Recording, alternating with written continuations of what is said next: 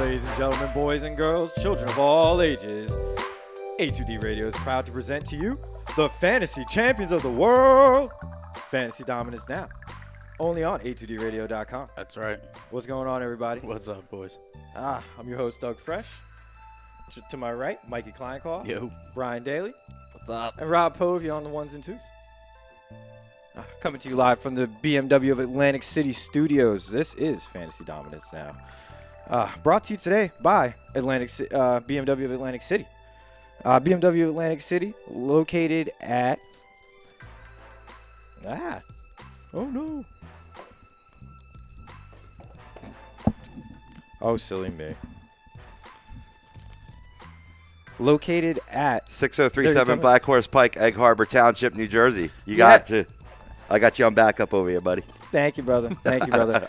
But if you're like me and you can't obviously read where an address is, because you know what I mean, I'm blind, you can just go online to bmwatlanticcity.com. It's probably a lot easier than looking for it. Just saying. What's going on, guys? Hey, just another day in the neighborhood. Just another day of me butchering an intro. That's for damn sure. This is not as easy as Rob makes it look to be. What's going on, everybody? Got a jam-packed show for you today. You know what I mean? We're going to go through fresh or stale, your fresh plays, your stale plays for the week. Going through a crazy week 9. But more importantly, guys, it's mid-season. It is.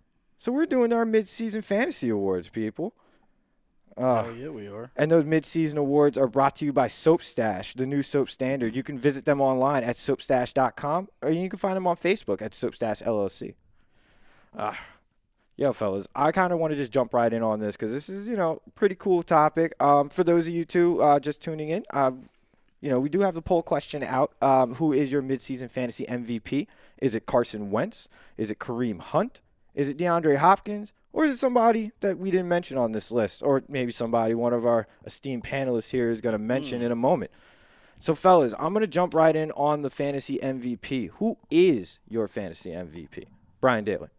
My fantasy MVP this year, so far at the midway point, is DeAndre Hopkins. He has shown that he still has it after that pitiful year that he put up last year. Deshaun Watson has been a godsend to this guy. He has a quarterback? He finally has a quarterback. There you go. That's the main issue there. Right. He has a quarterback. The last couple of seasons, Tom Savage, who was it before, Hoyer or whatever? Hey, listen, Savage was a savage. Brock Osweiler. How many quarterbacks does he need? He finally has a guy that's a consistent thrower to him. So. Right, and this is why I'm picking him as my MVP so far. 7 touchdowns, 606 receiving yards on 45 receptions this year. Big time numbers. Big time numbers on a little number of catches. Mm-hmm. Big time. Fat guy in a little coat. Well, fat guy in a little coat. You got to look at it. In the corner. No, not so much anymore. No, you definitely trimming down, my friend. This week alone, he put up, 224? Is that what it was, 220? He had 8 receptions, 224 and a touch. Yeah, it was insane. I forgot. I think it was on 12 grabs, too. Yeah, well, eight. I'm pretty sure it was 8. 8 receptions for 224. Yep, 8 receptions for 224. That's gross. He's putting up great numbers with this quarterback that he has now, and Deshaun Watson showing that, he might be the real deal. Oh, yeah, without a doubt. He's definitely their quarterback for the future. It was a steal getting him late in that first round. So. Oh yeah, absolutely. He was the best. He's looking like the best quarterback in that draft class. Oh, right now, absolutely, hands down, without a doubt. Yeah. Oh yeah. So Mikey, who you got? Who's your MVP? I would go with DeAndre, but he's already been taken off the board. Obviously, great pick. He's on 2 of my fantasy teams. I did just make a trade with him because I need pieces, and it's the only way to get pieces because it's the only guy on my team right now that I'm all right with getting rid of. Here's a guy that wasn't kept in my one league, and I drafted him 5th round. After the 3 keepers, he was the 5th pick for me. So, it was a steal for me. Now I'm trading him away. I traded away for some pieces in Michael Crabtree, Lamar Miller, and Delaney Walker. I needed pieces. I lost Jordan Reed for this week, so I needed a tight end. Wendell Smallwood was my second running back, so therefore Lamar Miller, great matchup this week, by the way, against the Colts. Yep, we'll get into that more later on the show. Yeah, definitely we will. And Michael Crabtree, I think he's seen most of the targets for Oakland this year over Amari Cooper. So Yeah, he's the one that's producing a little bit more than Amari, and Derek Carr loves him in the red zone. I mean, I got a lot of pieces for one guy. Obviously, DeAndre, another favorable matchup as well. But I mean, he's the top receiver in fantasy at this point. Without a doubt. Yeah, definitely. I mean, another guy you could argue. I mean, obviously he came down to earth a little bit this week against Denver, but Kareem Hunt. Yeah. I mean, he's been lights out this year. He's got 763 rushing yards already, 4 touchdowns, 307 reception yards to go along with the 28 receptions and 2 more touchdowns on top of that. So, I mean, overall, I mean, this guy put up, 42 points in his first game. Yeah. Right. After a fumble in his first carry of his career. And it comes back out with authority. But that's one thing he doesn't do. He doesn't turn the ball over. That was the only time, I believe, since then. I don't think he hasn't had any turnovers. Nope. So. No. I mean, the guy's playing lights out. He's obviously given this team a little bit more of a boost. But yeah, I'll go Kareem Hunt. Yeah. Yeah. Right. And Rob, you said Kareem Hunt as well. It's got to be for me, man, because the team that I have him on, we actually drafted before the Spencer Ware preseason injury, and right about rounds 9 or 10, that's a good time to target those high upside rookie running backs. Just so happened that you had Christian McCaffrey go in this league in the second round. You had Leonard Fournette not too far along. And because that set a trend in the draft, a lot of people went for some other options. And Mr. Kareem Hunt was still out there, obviously sitting behind Spencer Ware, who had a dynamite year last year. A lot of people maybe shied away from that because maybe, Kareem Hunt's year would be 2018, not so much this year. I took a chance on him. I took a flyer on him because I liked what I saw in college. I thought that he could still bring some fantasy production to this season, being behind a big red offensive line. Yeah. Almost every running back in that system has done well. So I was like, let me take a little flyer on him. And then a week or two later, Spencer Ware goes down, as he can do. He has been injury prone or what have you. So that's really taken my team that would have been like, a contender for a playoff spot to 7-1, most points in the league, in the higher rollers league, which is the best league in all of space and time. But, well, maybe not so much, I want to put down your league, Douglas, but because you have IDPs. That has its own disadvantage.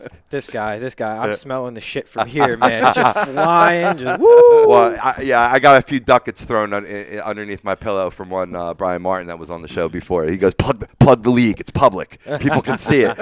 He writes the league story. Anyway, I could talk about that league forever. Let me get back to Kareem Hunt, though. I mean, tops running back. Now that David Johnson went down earlier in the year. Le'Veon Bell had a slow start, as we expected he would, but he's been turning on the burners lately. Those first couple games were his preseason games that he missed. So. Now, that's all the positive. The negative is he has been coming back down to earth. He has been regressing. It went from a series of 100-yard rushing games to 100-yard all-purpose yards. So right. Which I'm still taking. Yeah. Oh, absolutely. I'm still taking. Absolutely. And against a tough matchup last night against Denver, you expect that the yards would have been curtailed a little bit, but I mean, he still had a pretty decent game, and he can. I think Mike, you said that he can contribute in the passing game as well as the rushing game. Yeah, he's got 28 receptions on the young season already, 307 more yards on top of that, and 2 touchdowns. So. Yeah, he's got over 1,000 all-purpose yards already. It's only week 9. Yep, but past 3 weeks, 21 yards rushing, 87 yards rushing, 46 yards rushing. Now, of course, in that 21-yard performance against the Pittsburgh Steelers, you also put up 89 yards in the air, so that balanced that out. Last night, I think we talked about it before the show, Denver surprisingly has flip-flopped their defensive strengths from last year. Last year, you couldn't throw on them. This year, they're ranked 18th, 19th in passing DVOA, but have been number 1 against the rush in DVOA. It's a strong defense. I'm not judging it. I'm not thinking, oh, God, maybe I should sell high on Kareem Hunt.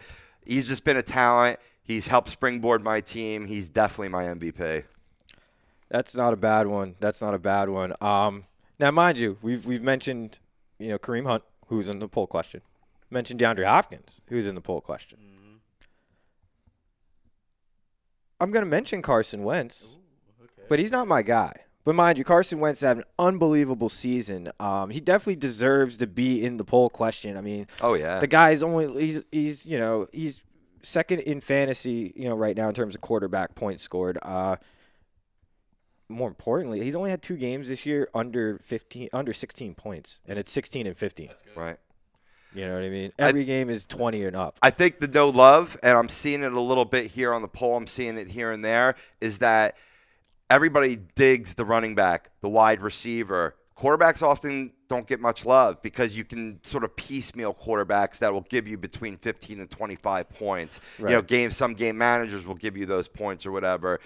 I think Carson Wentz is definitely the NFL's midseason MVP, but I think because of that reason, maybe that takes him down a little bit from the fantasy midseason MVP. I agree with you on taking him down in the fantasy MVP. I actually disagree with you on the midseason MVP. I think this guy is both the fantasy and the NFL midseason MVP, and that's Deshaun Watson.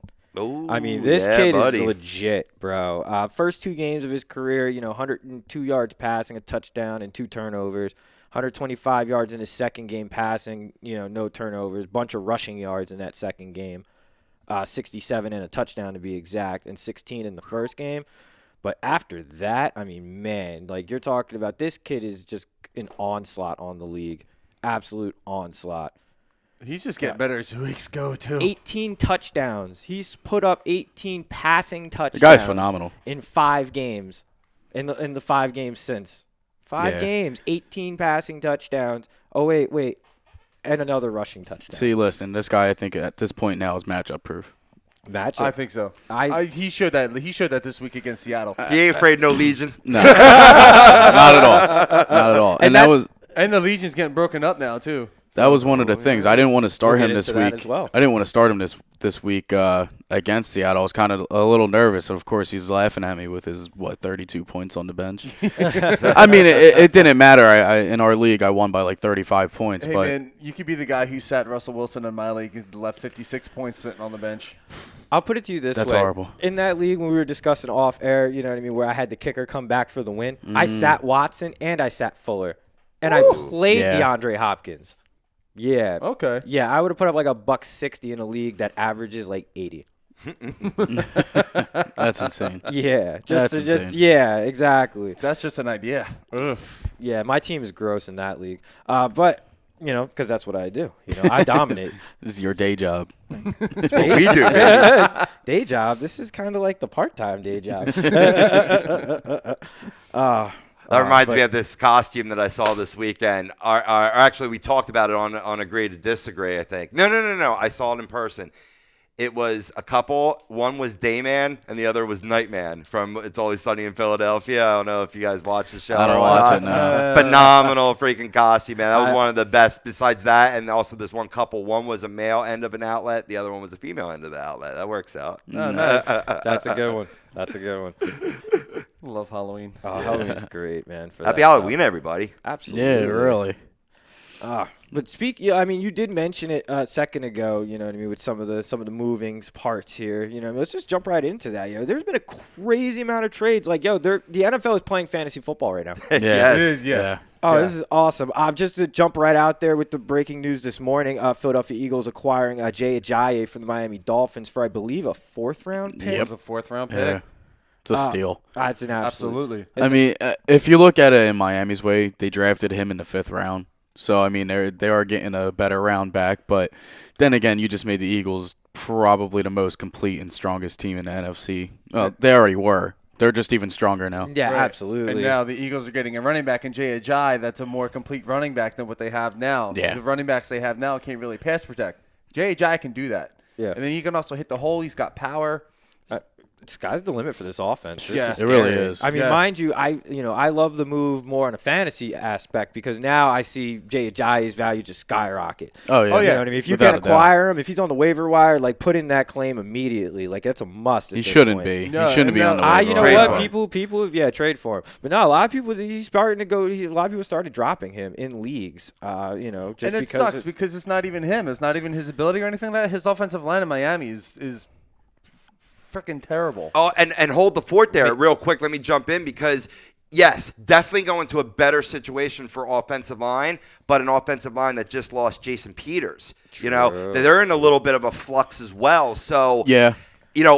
is it good? It's better for the Eagles than I think it is for fantasy owners of Ajayi. Wait 1 week for him because they do they do go up against Denver this week, who's got a pretty damn good rush defense, which we've already mentioned today. Yeah, don't rush to So conclusions, let his value go down slightly. But you know and what? then go for him. I disagree. Well, maybe you let his value go down, but I don't think that's going to happen. Only because they still don't cover running backs in Denver that greatly. I mean, and J.J.'s got a nice set of hands. He does. Yeah. Like, he can catch a football. But getting to your point, though, breaking up the Legion of Boom, this trade happening yesterday with Jeremy Lane and 2 draft picks, 5th rounder in this coming draft and a 2nd rounder in the 2019 draft, going to Houston for the disgruntled Dwayne Brown, 3-time Pro Bowler. Great move for Seattle. They obviously need offensive line help bad. Now you have somebody that can actually protect Russell Wilson's blind side. More importantly, Dwayne Brown, I guess he didn't get the more money he wanted, but at least he got out of town. Yeah. It could be a situation where he gets the contract and the money he wants in Seattle instead of getting into Houston. Well, no, he was already under contract for 3 years. He's trying to renegotiate his contract. He was sitting out as a holdout trying to get more money because I guess greedy because he didn't realize that he could have got more when he signed. Well, maybe he gets that now in Seattle anyway. So Maybe. Some other interesting moves that have gone down. The Chicago Bears acquired Dontrell Inman from the Chargers for a conditional 2018 7th round pick. Love that move all around, especially fantasy owners looking for receiver depth and receiver help. Dontrell Inman could instantly jump into that wide receiver 3 category. The Buffalo Bills, this is more for IDP leagues or for, if you're looking for a better team defense, I guess. Marcel Darius was sent packing to the Jacksonville Jaguars for a 5th round draft pick in the 2018 draft. That just makes their defense even scarier. Yeah. Sir. Yeah, that's scary. They were already good. Yeah. And now they're even better. And you know what? This trade just makes me a little warm inside. It lets me know that my team cares. Congrats, Dougie. They care. Congrats, Dougie. We got Jimmy G. Big G, Jimmy G. He going to slang that G around, too. Just slang it. I hope so. Yeah, I mean, I think it's great also for fantasy players that have like Pierre Garçon. Absolutely. Oh, yeah. He's going up now. So Little surprising to me, this one, though. I mean, don't get me wrong. I mean, maybe Jimmy G did not fit in Seattle. I mean, that's not a bold statement. No. And I think he can fit better in this. No, not that G. Oh, Jimmy Garoppolo, my fault. Yeah. But no. Another Jimmy G. Different argument. I have this argument on the back burner, right? Getting back to this one, this is what I wanted to jump in here. I'm sorry, it's tough to as much as you're struggling with the host, it's tough hosting and producing at the same time. Anyway, enough excuses. Rule number 74, play like a champion. What's surprising for me is you traded Jacoby Brissett to the Colts preseason with hopes that Garoppolo was your arm of the future. I know where you're going. With Tom Brady being 40 on the plus side of 40 right now. Correct. And then you trade Jimmy G, and you don't even get a first-round pick in it to possibly It almost get a is quarterback. if you think about it. I mean, where's San Francisco going to fall at the end of the year? Truth. It's probably going to be a top 3 pick for the second round. No, it's actually they didn't trade their draft pick in the second round. They traded the draft pick they acquired in the second round. They had 2 first-round picks. They traded the second of those 2 first-round picks. But that pick still will be landing somewhere in the top 5 or 6 picks of the second round. So it is basically like another. That's what it's like a late first round pick for him. So well, then maybe you could get a guy that's like obviously the quarterback classes keep on spiraling down a little bit year to year. So maybe they're Bill Belichick and company, very smart scouting in New England, are targeting a guy that they know they can get at that round. Either that or you're expecting Tom Brady to play till he's 45, 50. One or the other. Brett Favre? Yeah. I mean, one or the other. So that's why that deal was surprising to me. Sorry about the confusion. I'll put a thumbtack in that other conversation for later. Absolutely. Saying an argument for why the Seahawks should trade Jimmy Graham before the trade deadline. Oh, they definitely should trade Jimmy Graham before the trade deadline. I do agree with you there. But no, I do see, Jimmy. I hope Jimmy Garoppolo is legit. We got 8 games to figure it out. We got 8 games to see what he is, as my team. Obviously he's not going to play this week. He's not familiar with the system. So I just, in my hopes that, we at least find something at the position, because otherwise I really don't want to spend all that money to sign Kirk Cousins. I really don't, because I feel like signing franchise quarterbacks to those mega buck deals really do cripple your franchise. I mean, you look what happened with New Orleans. You're not able to retain some of your better talent. You have to let certain things erode, like their offensive line, which is why they haven't been able to contend for a while. You know what you got to do? You got to save that money. Hey, little Diggy. Yeah, buddy. AKA the independent variable. Yeah. Oh man, I love Dickey. So No, but I think it's a great move for you guys. I hope so. I think it is. I mean, It's a way better option both- than what they had. both sides are winning on this, except for the fact that now the Patriots have no backup quarterback. All the football So- talent was in Grandpapa in there and Bobby Beathard. Because CJ Beathard, not so much. I mean, now, granted, when coupled with George Kittle, that seemed like a nice fit because I believe it was around 111 QB rating Beathard had when throwing passes to George Kittle in college. So Right. maybe you translate that into the NFL. And at times, CJ has looked good, but he just doesn't have the arm strength. You can tell a lot of lollipop throws, and that's not going to – that could fly in college. That's not flying in the NFL. So No, you're definitely not a gonna- move the Niners needed to do. Now, real quick, fellas, because I know we're coming up on a break here in a few minutes. In a few minutes. Yes. But like, what of all the trades that have happened so far, which one will have the biggest fantasy impact I think it's in gonna terms be of player and new place? Jay Ajayi. I think he just puts himself in a better situation. He's going to be running he's got a line that's going to open up holes for him, so he's going to get those big runs. He's the type of runner he's going to go for the home run rush every game, every chance he can get. So I mean, with the line that can actually block and open up holes for him, I think he's going to explode here in Philly. Yeah, without a doubt. I mean, I think that's overall for right now what we have, I think is, that's the best fantasy trade that's happening right now. Obviously, like I said, I do like Jimmy G going over to San Francisco. Obviously, it spikes up, like I said before, Pierre Garçon. But yeah, I mean, right now, it's JJ. Yeah. I mean, for me, I actually think it's the Dwayne Brown trade. For me, you know what I mean? I mean, you see how Russell Wilson been balling out. Like, not for nothing, Russell Wilson right now for me is like, if you ended the season now, 480 he's yards. probably he's probably the MVP. He's probably the MVP of the league, just for the fact that everyone knows he's playing with no running game, he's playing with no offensive line, and he's still putting up points and winning football games. Like, best player in the league. Truth be told. Yeah. That being said, though, like, you got him a little bit of protection. I think it'll actually give some semblance of a running game to that offensive line. Now that you know that you have one side of the line that you can actually run behind, and somebody's actually going to put, an ass on the ground. Because that's what Dwayne Brown does. He puts boots in asses. Like, Smack. smack. Yes. So, like, I actually think it does give a little bit of life to Eddie Lacy. It gives a little bit of life to Thomas Rawls. But in reality, Truth. it actually makes C.J. Prosise relevant. Because C.J. Prosise is going to be the guy there When in he's healthy, Seattle. yeah.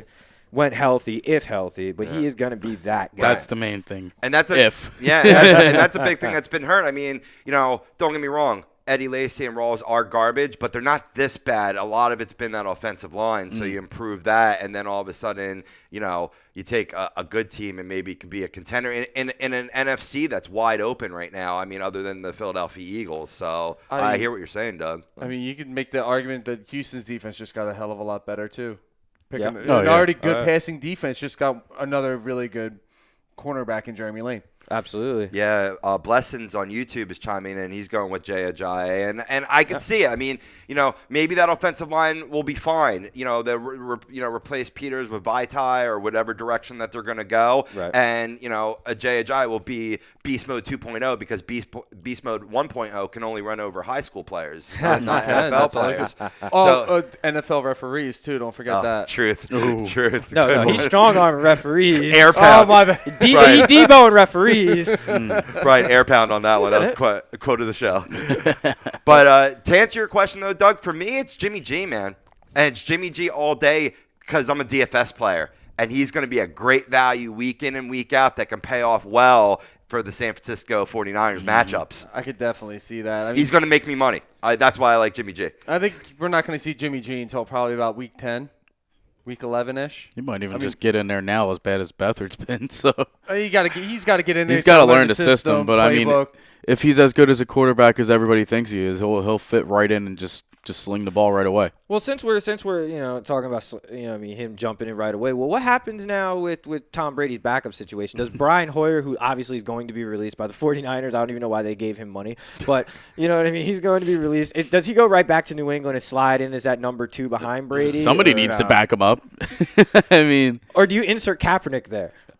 I've heard his name obviously whenever there's quarterbacks moving, his name roams around a little bit. Obviously, I think, you have to have a veteran quarterback behind Brady at this point. You have to. After if you're making this move. And if you're going to go youth, you got to go Cap. So. I do kind of like Kaepernick in that situation. Maybe Bill Belichick can set his head a little right. Yeah, I mean, think that's something he's missing is somebody they can not necessarily. I'm not saying like discipline him, but keep his mind focused on football. Cap is just tough because I don't know how much of a system we've seen Tom Brady for how many years now with New England. It would be weird to see a whole different style offensive quarterback behind him. That's my only thing. He's more that RPO, that everybody keeps talking about. So I disagree. I mean, if you really watch Stanford, I'm a fan, so I've watched plenty of the games. I mean, they ran a very traditional pro style offense. They didn't really run a lot of that RPO as everybody's calling it now, where the quarterback's just running it's just read option a third of the snaps. No, they ran read option maybe 10 snaps a game out of their 80. They were much more traditional I formation, line up, pound the rock. You know what I mean? Play action, passing game, old school football team. So I think he actually can just slide right into that, especially because it's a short, quick passing game. He's got a big arm, he's got a strong arm, and he is mobile. And he's not going to go down after the first hit. And I do think Kaepernick going to New England could be really good for his career, especially if he wants to resurrect it. Absolutely, I 100% agree with that. Break it off with a resurrection. Now, let me get to a couple Facebook comments real quick before we hit the break. Mike Mataraki from AM and the PM chimes in and goes, I love Carson, but it's got to be Kareem Hunt. I agree with you. I put that as well.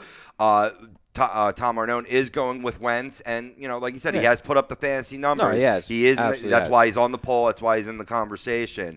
We have Martin Clark Coogan going with Todd Gurley. Ooh, that's a very good one. That's a nice name. Good call. Absolutely. And Vinny Massington goes, it's Hunt or Watson, no one else. So he's Hunt or Watson, huh? Yeah, I feel what he's putting down. You got to think, too, I mean, Watson's first game was kind of a bit of a bust. He came in the second half. So, I mean, he'll basically take away one whole game, and he's got more points, actually, than Wentz does. So. Yeah, he's got like one or two. Oh, yeah, and he had bye week. Yeah. So he's basically 2 games minus Wentz, and he has more fantasy points than him. Yeah, it's kind of crazy. Not easy to do. No. And he didn't even start the first game. Yeah, that's what I'm saying. Yeah, he basically his first game was a wash because he came in the second half. Oh yeah, that's right. Yeah. And bye week, damn it. Yeah, he's a beast, bro. Yeah, he's just got to watch the turnovers a little bit. He does throw the ball a little too many interceptions now, but that comes from a rookie. Yeah, young quarterbacks, you're going to expect that. But I mean, hey, I'll take 4 or 5 touchdowns with 3 turnovers. I mean, I'll take that. Yeah, of course I will. What he does. Yeah. Since we're coming up on the break here in about a minute or two, guys, I got this one hot trade rumor out there that I want your take on this. There's been a lot of reports with Ezekiel Elliott, by the way, for those of you, who haven't heard yet. Ezekiel Elliott's suspension has now been reinstated, so he will now be suspended for the next 6 games. So now there's actually been a lot of talk of the Cowboys possibly reacquiring DeMarco Murray. So, fellas, going into the break, what say you? Should the Cowboys actually look into this or not? I mean, I would love it as a fantasy owner, without a doubt. I have him on 2 teams. I mean, yeah, we saw what he did with Dallas just a couple years ago. Right. So, I mean, offensive line is close to the same than what he had when he was there. So, it would boost them, but once Zeke comes back, Brian, what say you? It's tough. I mean, it'll be tough because he's not the same runner that he was when he was originally there. Obviously, he's showing a little bit of signs of age, and it doesn't help that the Tennessee offensive line hasn't really done anything to help him. But not much, no. That line's been bad. Consistent hamstring injuries as well. Yeah, that hasn't helped. They have the Cowboys have this one kid. What's the kid backing up? Rod Smith. You're talking about Rod Smith, yeah. Rod Smith, yeah. I mean. He's got bad hands, though. He fumbles the ball. He doesn't catch the ball. I don't like Rod Smith one iota. Yeah, I mean, but he's there, and he has had a few nice plays this year. So there's potential. He's in the conversation. Yeah, I mean, Darren McFadden is a former 1,000-yard rusher. Right. Alfred Morris you can use on the goal line. Former 1,000-yard rusher too. Yeah, I mean, yeah, right. Well, I think Dallas could be okay with what they have. You think they're okay with what they have? All right. Well, that's what it is then. I mean, resident Cowboys fan, we'll get to you after the break because I do want to hear what you have to say real quick. We'll get on that on the other side. We got to go pay the bills, people, but we'll be back. A couple minutes. Fantasy Dominance now, only on a2dradio.com.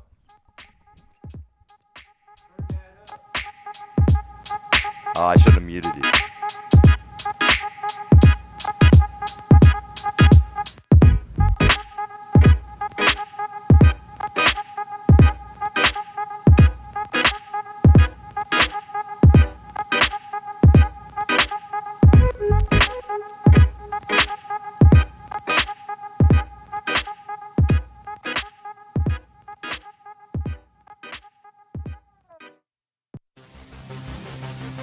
Welcome in to the worldwide leader of what? Real talk, a2dradio.com.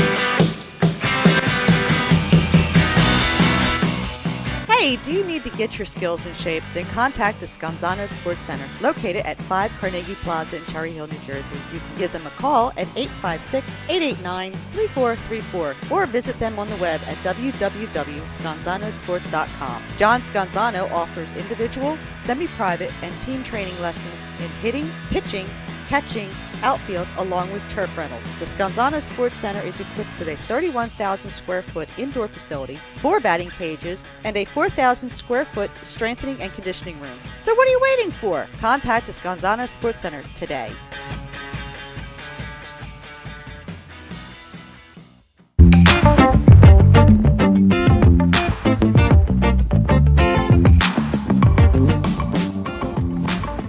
A2DRadio.com is sponsored by The Sports Outlet for all your sporting needs. Located 703 Black Horse Pike in Glendora, New Jersey. Give them a call at 856-939-2030 or email them at sportsoutletnj@comcast.net or visit them on the web at www.sportsoutletinc.com for all your sporting needs. The Sports Outlet.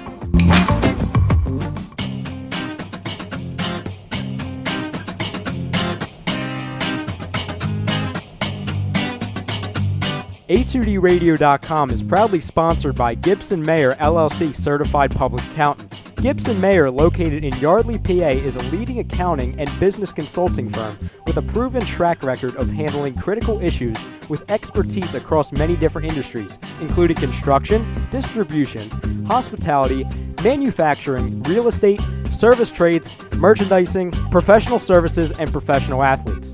Give them a call at 215-369-3300. That's 215-369-3300. Your initial consultation is always free, and if you tell them that Tom and Mike from AM and the PM sent you, you'll receive 15% off all income tax services completed by February 15th. That's Gibson Mayer LLC Certified Public Accountants, 215-369-3300. 3300 or visit them on the web at www.gibsonmayer.com. That's gibsonmayer.com.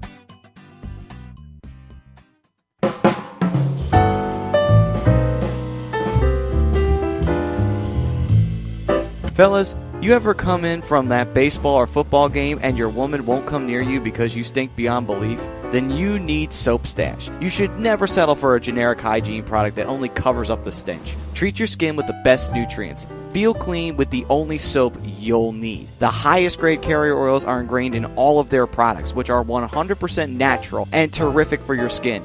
No sulfates, parabens, or phthalates, and synthetic fragrance free. Contact Soap Stash for your sample package and give your woman what she deserves. You can contact Soap Stash at 844-890-3197 or visit them on the web at soapstash.com or Facebook at Soapstash LLC. Once again, their number is 844-890-3197. Soap Stash, the new soap standard.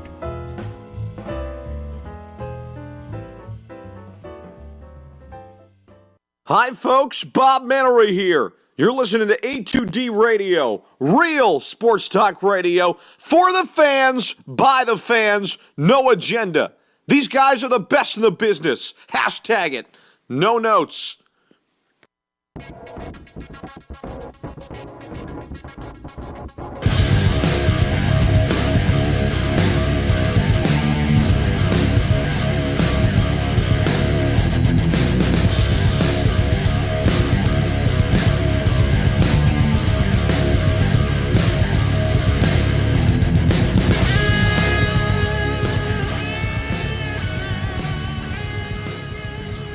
And welcome back to Fantasy Dominance Now, only on A2DRadio.com. In this hour of Fantasy Dominance Now is brought to you by Soap Stash, the new soap standard. You can find them online at soapstash.com, or you can find them on Facebook at Soapstash LLC. So, resident Cowboys fan. Yeah. Because that is now how you're going to be referred to for the rest of the show, is resident Classy Cowboy fan. resident. And I've been approved by this on a show I produce here at A2D. Agree to disagree. A lot of Eagles fans on there or whatnot, but I get love because I'll call it like I say it, man. And I'll say, I'll praise the Eagles as well as put down my team and vice versa. I know it. You. All right, go on. All right, what's your question? No, I had to clear my throat, bro. Yeah. But anyway, resident Cowboys fan. What say you on this trade real quick with the DeMarco Murray thing from what we were talking about before the break? If you don't have to give away too many pieces, and one of those pieces I'd be concerned about losing is Ryan Switzer, who's been a really great special teams player. I see him as a great slot receiver in this league in the future. Had a great career in North Carolina, and kid loves to play football. I wouldn't want to see losing a piece like that, a Bryce Butler, some of the intangibles that will carry this team past the days of Des Bryant and so on and so forth, just for the sake of this year. Because DeMarco Murray, it's like he got to be 40 overnight. You know what I mean? Yeah. It's like he went from young running back to aging running back. That's what happens at 29. Because the reason why I say if you can get him cheap enough, because I'm really fine with what we have already. Alfred Morris fits this run blocking scheme very well. Yes, he does. That's why they signed him to begin with. That's why he's been number 2 behind Ezekiel Elliott. Now, once Ezekiel Elliott is out and on suspension, don't expect Alfred Morris to slide in that number 1. No, it will be Run DMC in number 1 because Alfred Morris is a beautiful number 2. He's not as versatile as a Darren McFadden that can run and catch the ball. Correct. He's pretty one-dimensional. And you have a fresh Darren McFadden who, behind this same line, put up 1,000+ yards for this team in 2015.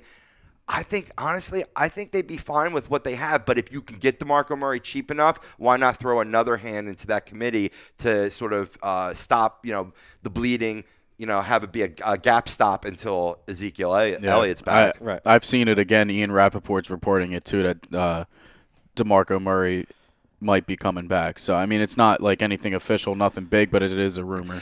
And it's understandable because the Titans could certainly sack Red because Derrick Henry is ready to take the torch. Yeah, he's ready. Yeah, he is. So he's definitely an expendable part for a team that's sort of in that mediocre level. Yeah, they're in flux. They By should the be way, better than what they are. Eagles fans, Eagles are finally ranked number 1 in the poll. So I mean, we've been waiting for it. I think it's well deserved. Well, Steelers fan, I got What's one up? more for you before we move on to we move on to some more actual relevant things.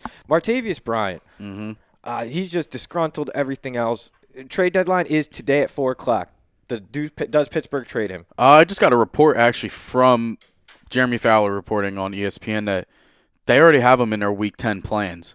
So He's not going anywhere.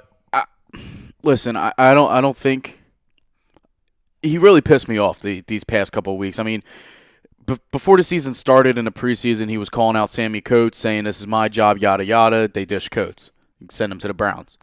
Now he's calling out Juju. This is my team. I worked hard for this. Well, obviously you're not working hard enough because Juju's been one of the most outstanding players on this team in the past couple of weeks. So absolutely, work a little harder. Been suspended twice for marijuana use, that's what I said. He's one. They need to fix that though. Not for nothing. They need to let these players smoke. I'm just saying.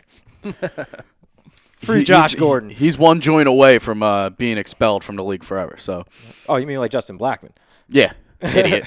Another one. Yeah. But world of talent. I mean, it's just. I don't know. I don't think he moves. I wanted him to, but I've been saying for weeks now, send him to the Patriots for Jimmy G, and I'll throw in a second-round pick. Nah, they need to send. That's not going to happen now. Send him to New England. Yo, you fucking stink. Who farted? My bad. You nasty motherfucker. My bad. Oopsies. Send him to Seattle. Send him to Seattle. Play him opposite of Angry Doug. It's a wrap. I don't know. I want to keep him keep this offense together. That's what they got to do. But the thing is, I'm mad that he said, "Oh, I'm not getting my looks." He was third on the list for targets. You so. wouldn't want Jimmy Graham? I mean, yeah, because our tight ends, the Outlaw. I love the Outlaw, but he's not Heath Miller. But he'd be a great fit, though, man. I think your system would, and this goes into the argument that I ill-timed earlier when I heard Jimmy G. I was ready to jump on this, is that for a while I just thought that, health was failing this man. And it's not, dude. The more I've been reading, it's just that Seattle doesn't utilize him the way that Drew Brees and New Orleans system did. And I think Todd Haley will utilize him immensely. Yeah. No, I mean, I would love Jimmy G on this team. I mean, our offense after that would be crazy. Oh, but by the way, I think Todd Haley has CTE and he needs to get his fucking head checked. Listen, I don't understand it. I don't understand the offense. I know Ben needs to check out of stuff because he just goes with what he wants. Who's worse, Todd Haley or Mike Shula? Quick. Woo. Todd Haley. Wow. That's Mike bold Shula statement. all day. Like, I don't know what you're talking about, bro. Listen. But it would make you guys, I mean, you have the deep threats with AB and Juju, and Without then you have a guy underneath or whatnot. Without That's a Bell. doubt. I mean, I already think that they're trying to I mean, the 3-game winning streak right now for the Steelers after that debacle against the Jacksonville Jags. I mean, this team's a contender. They got smacked around by a better football team. Yeah. But now they're still sitting at 6-2. Not everything was his fault, but anyway, I mean, it's just I don't know. Obviously, I would love Jimmy G to come over here too. So, but it's just. Well, I gave your team lots of love in the article, which after the show you all can check out on A2DRadio.com. Me being a Steelers fan my whole life, I know we don't this is the most I've seen our team trade in the offseason and stuff. So, but I mean, maybe he's finally waking up and he's going to do something. But we're just a team that. We go through the draft. I know you weren't here, but we were on to something last week when we were talking about could a lot of trades come down. Like we were talking about when we weren't exactly sure when the trade deadline was because it's usually a non-factor in NFL. True. But man, we were on to something, and bam, look what happened. Well, I mean, this is what the new rules help bring. You know what I mean? A better collective bargaining agreement allows for more player movement, a lot more easier player movement. Sure. Besides, who doesn't love trades, man? Like, look at that. We're all talking trade right now, and it's football season. Like, this is normally basketball stuff, which is awesome. Yeah. I hope it continues. All right, but since we have been talking trade, we're just talking Seahawks trading Jimmy Graham. I kind of want to just go touch a minute on that Seahawks Texans game. I mean, that was one hell of a game. In my opinion, that was game of the year. That definitely surpassed that Thursday night game. That San Francisco L.A. game. St. Louis, I'm sorry. St. Louis. I thought you were talking about the other Thursday night game between the Raiders and Chiefs, too. I mean, that was a good one, too. Yeah, that was a really good game. I thought the Rams-Niners game was a better game, though. Because that was a game no one expected that many points. Oh, for sure. And nobody normally, and this again, I hate to keep on referencing the article. It's not a shameless plug, but I did point out that this game seemed like a remake of the attack or Invasion of the Body Snatchers because normally Houston versus Seattle, low-scoring field goal Super Bowl, so to speak, defensive battle, and it was anything but an absolute shootout that took the final seconds to decide. True. Yeah. But this game though, to me, this game was like unreal. I mean, you literally last 4 minutes there was 3 touchdowns scored in the last 4 minutes of the game. Russell Wilson 482 yards, 482 yards. Yeah, that's himself. The Seattle team total 479. Crazy. Yeah, Tyler Lockett and Thomas Rawls combined for a -3 yards. -3 yards rushing. They combined for negative yards rushing, yes. Wow. I didn't get to see any of the game, but from the stats that I've seen, I mean, dude, these things are video game numbers. Like, no, it's absolute Madden numbers. It's every time. Like I said, I didn't get to see the game, so it seemed like every time Russell Wilson went in and threw a touchdown, Deshaun Watson's like, all right, I can do that too. Boom, hits it once again. Russell Wilson finds the end zone. Deshaun, boom, I got you. By the way, I wanted to bring this up because I'm glad you brought up Deshaun Watson because Deshaun Watson has now set a new rookie record with 19 touchdown passes through his first 7 career NFL games. That's crazy. 19 touchdown passes in 7 games. Bro, like this dude is legit. Like he's right now, he is on that Brady level. He might be. No, he is. 19 touchdowns in 7 games. Those are Brady numbers. Those are video game numbers. Those are Angry Tom numbers. What say you, Cowboys fan?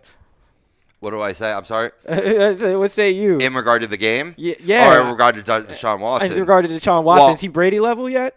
No. I mean, again, I'm going to use your argument against you. I got to see it more. You know what I mean? You got to look at the particular matchups. Has he had some tough matchups, i.e. this last weekend? Yes, and rose above the occasion. But he also did have 3 picks in that game, too. No, so you're going to expect rookie. You're going to woes. You're going to expect regression during the season. That being said, I'm glad you took it to me in regard to Deshaun Watson because – I'm going to fully, on the record, eat some crow here. I did not think this guy would be a good pro-style quarterback in the NFL, and he's made me look all that more wrong. Anybody that drafted him in leagues, especially in keeper leagues, man, next to Kareem Hunt, certainly this, maybe tied with Kareem Hunt is the best pick this year in fantasy football drafts. I mean, it's 402 yards passing against the Legion of Boom. I don't think Tom Brady hasn't done that. Yeah. No one's done that. Yeah. He has. Yeah, right. He has now. Oh my God. I mean, it was insane. Wow. I wish I got to see that game though. I do. Just for the fact that you could have seen Russell Wilson throw for almost 500 yards. That alone is ridiculous. Yeah. Threw for almost 500 yards with the receiving core that he has. Yeah. That's ridiculous. Without a doubt. Without a doubt. Yeah, the guy's phenomenal. I mean, there's nothing more to say. It really is. I mean, that was unreal. That just wow. But that being said, being that unreal in those video game numbers, I don't think any of us said to play any of those guys last week. I said to play Deshaun. Ooh. You did I did. for the win. For the win. For the win, and I disagree with you. I said to be hesitant. Yep. But I did say to play DeAndre Hopkins. So yay! This is true. This is true. It's damn true. But since we're talking about who to play, let's just jump right in, boys. Let's get some fresh plays going here. I'll jump right in at the quarterback position. Daly, since you got me on the ball with that, let's get on it. All right, so this week I got Dak Prescott versus Kansas City. Mm-hmm. Without Ezekiel Elliott, there's not going to be much of a running game, I don't think, at least this week anyway. So he's going to be relying on the air a little bit more. Assuming he is out because he could still follow another appeal. I know. That's what I'm expecting that tomorrow. Yeah. Or no, 5 minutes after the show because that's how it does here. Oh, yeah, that's breaks true. That's usually how that works. Kansas City's also given up I believe they're in the top 5 of passing yards given up. Yep. Yeah. And then I'm also starting Derek Carr against Miami. I mean, I could see a very, very big game. Yeah, I think KC. I'm sorry. I think KC is number 9 ranked. Number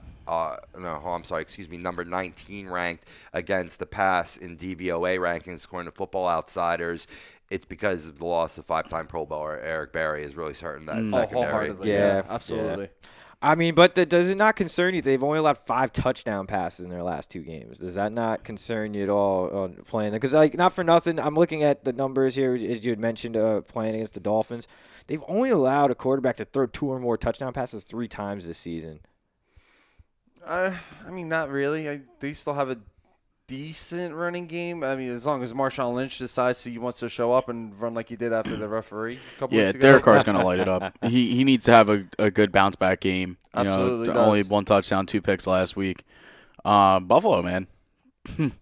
Watch out for them, too. No, Buffalo's legit, bro. Listen, best defense in football. Best defense in football. You're pushing it, but I don't know. Nah, man, that's truth be told. Ravens. Jacksonville. You know what? That's an argument. I'll give you that. Yeah, I'll give you that. That's definitely an argument. 2 shutouts this year from this Baltimore Ravens squad. Yeah. I've been impressed with them. I've been impressed with the Los Angeles Rams, too. Their defense. They're very good defense, too. But, Buffalo's up there, and certainly, what do they call themselves in Jacksonville? I forget that. I don't know what they call them, so now you got me on that one. You see, you got some insider knowledge, and you just. Mm-hmm. But yeah, Dak Prescott, Derek Carr. I ain't mad at it. I'm sticking with the same boy that was hot last week, Deshaun Watson. Favorable matchup. I love it against the Colts. Bro, he doesn't count. That's a lock. All right. That's a lock. All right, let me go. I'll go with the guy that went up against the Pittsburgh Steelers last week with Matthew Stafford against Green Bay. He had 428 yards passing against the Steelers, whose pass defense has been the best in the league. Yes, he did. So was I on number? Yeah, 423. You were 423. correct. I Yeah, was pretty that's good. on the dot. Pretty damn close. But yeah, Jackson 5. That's what it is in their secondary. The Jackson 5. That's great. Yeah. But yeah, I mean, I like the matchup against Green Bay. Detroit's defense is pretty damn good as well. I think they're going to get Green Bay's offense off the field pretty quickly. It's just Matthew Stafford. I mean, he's the reason why he got paid so much. He played great. And imagine if he scored 2 touchdowns like he could have on that goal line that the Steelers stopped him on a couple times. So without Aaron Rodgers, that offense is diddly. Yeah. Diddly squat. I mean, it's a shame to say, but it's the truth. They're going to be 3 and outs most of the day. Yeah. So. Yeah, I'll go with Matty.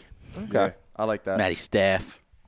You got one more for me? Yeah, I'll do one more. I got a little breezy. A little breezy against Tampa Bay. A nice divisional matchup. Tampa Bay ranks 27th against quarterbacks. So not bad at all. He's been playing better, absolutely, from the start of the season. But one thing I noticed is they're taking the ball a little bit more out of his hands with that running back tandem, Mark Ingram and Alvin Kamara. As they should. Yeah, I mean, his yards per game, his passes per game are down from last year. So, that hurts his fantasy value a little bit. But it's a great matchup, though.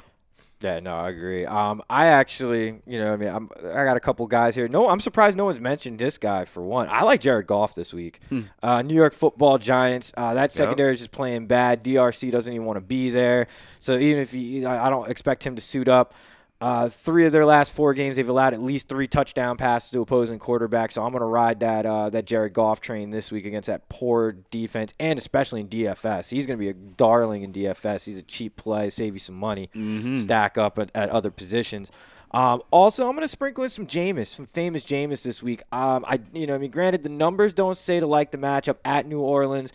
New Orleans has only allowed 9 touchdown passes on the season, but New Orleans has allowed 3 touchdown passes to Tom Brady. He's allowed 3 touchdown passes to Matt Stafford, and allowed 3 touchdown passes to Sam Bradford.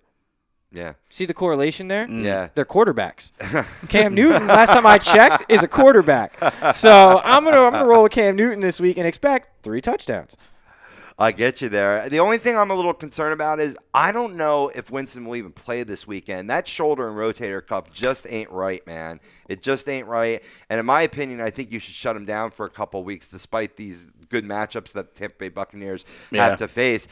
New Orleans, a little tougher on defense this year than they have in years past. It's not saying much, but they have been. I mean, Marshawn Lattimore has been playing out of this world, but that's in the front 7. Secondary can still be exposed, so I'm not arguing with you. That's a good matchup, but I think based on his health, I'm not planning on starting Winston this week. Well, it would be smarter for the Bucs as a whole. To sit him, yes. With their division right now, they're the worst team. They're the worst team right now. Yeah. I mean, weird because I thought they would be one of the best. I thought they were going to be the best. Yeah, I really thought they were going to run away with this division this year. I mean, it wasn't like Jameis had played bad either. I mean, he had like 3 straight games, 4 straight. He had like 3 straight games at 300 yards passing. He had like 4 out of 5 games at 300 yards passing. So it's not like he wasn't doing his part in moving the football. Oh, the defense sucks. Yeah, the defense, hot garbage. Yeah.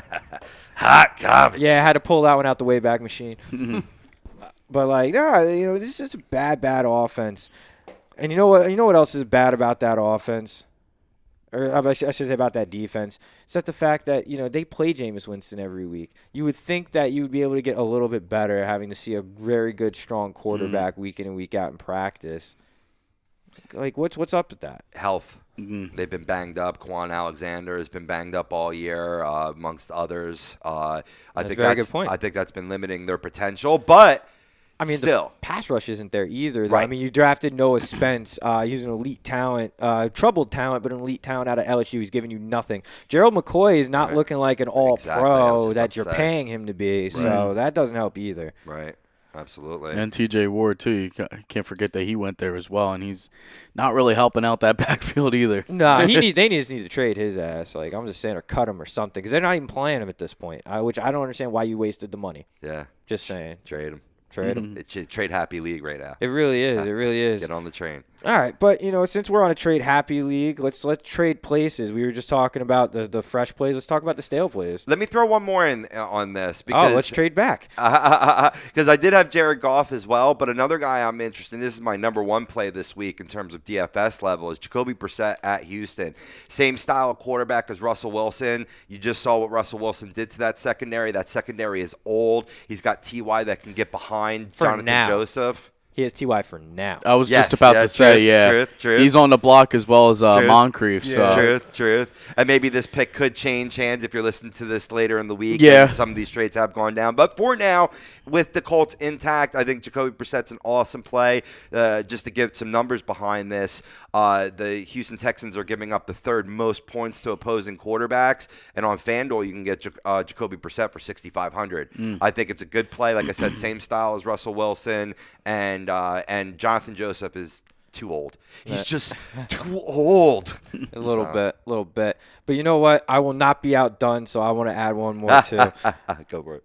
I'm going to sprinkle in some Matty Ice, baby. Matt Ryan this week. Play him. At Carolina. The matchup says don't do it because they do give up the 8th fewest points to opposing quarterbacks. However, 3 touchdowns to Drew Brees.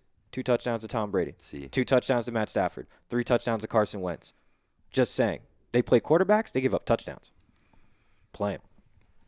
I like it. Yeah, I threw him on my stale side, to be honest, this week. I don't really like the matchup. Obviously, you said matchup doesn't say to play him. I'm probably going to stay away from him as well. Well, no, considering, matchup says not to play him. Well, yeah, I'm saying play him. Well, I'm saying not to. Especially since I have him on my team, and I have another guy named Shaun Watson as my other quarterback. So you don't need to play him. I don't need to play him.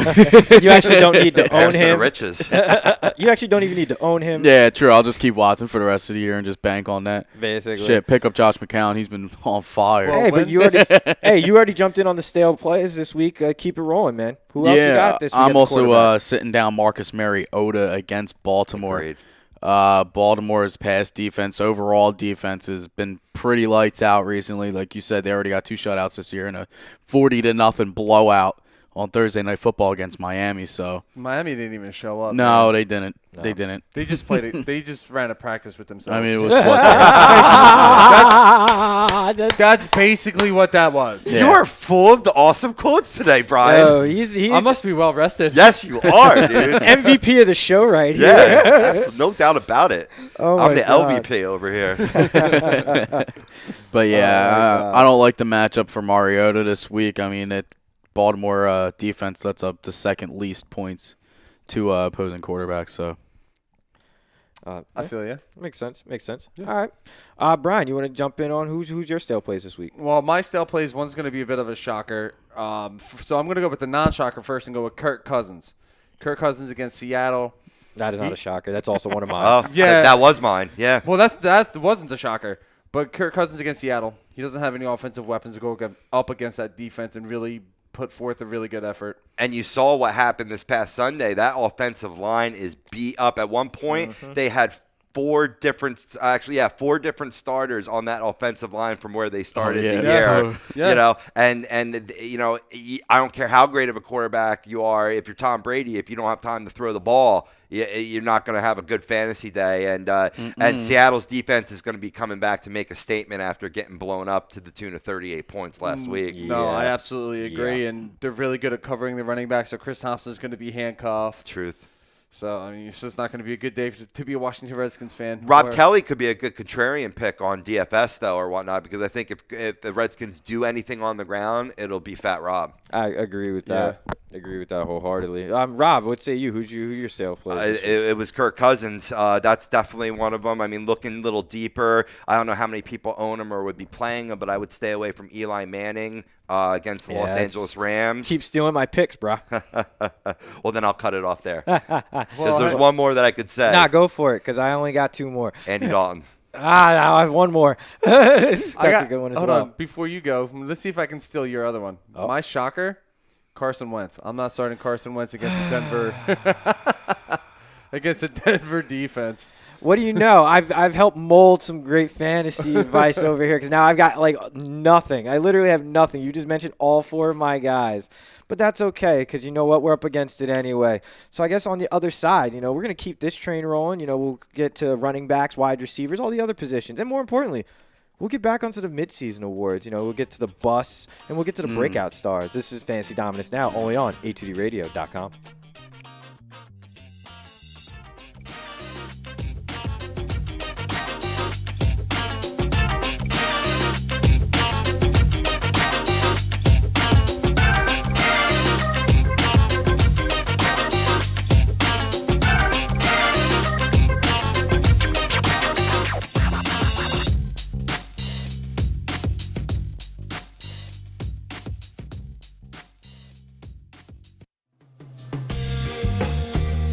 You're listening to Fantasy Dominance Now, only on a2dradio.com.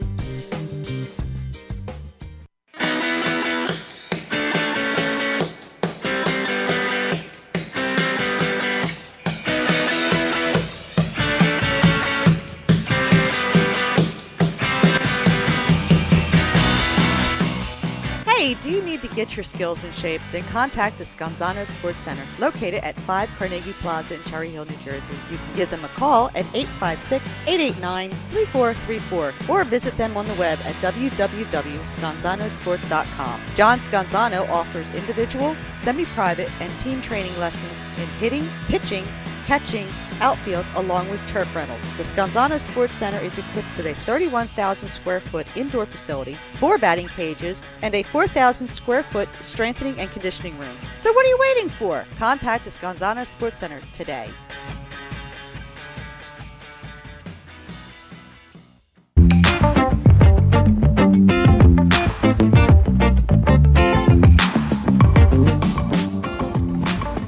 A2DRadio.com is sponsored by the Sports Outlet for all your sporting needs. Located 703 Black Horse Pike in Glendora, New Jersey. Give them a call at 856-939-2030 or email them at sportsoutletnj@comcast.net or visit them on the web at www.sportsoutletinc.com for all your sporting needs. The Sports Outlet.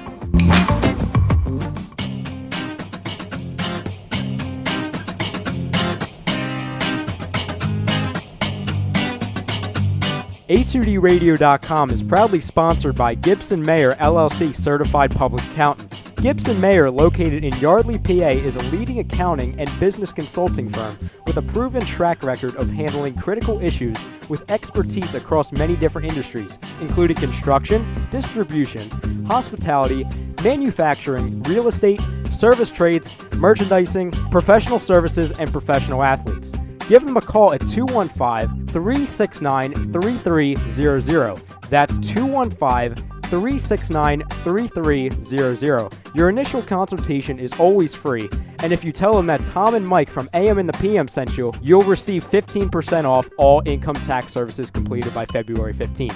That's Gibson Mayer LLC Certified Public Accountants, 215-369-3300, or visit them on the web at www.gibsonmayer.com. That's gibsonmayer.com.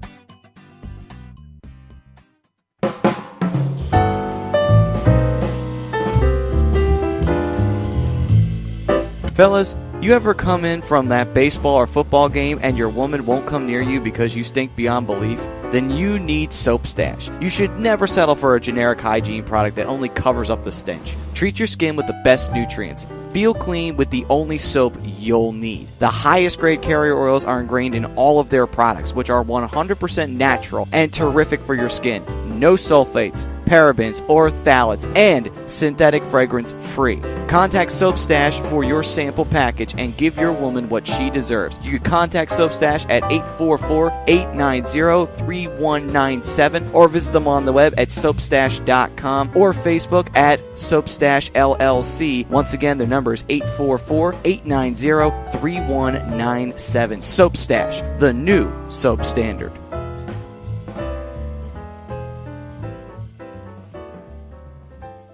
Hi, folks. Bob Mannery here. You're listening to A2D Radio, real sports talk radio for the fans, by the fans, no agenda. These guys are the best in the business. Hashtag it. No notes.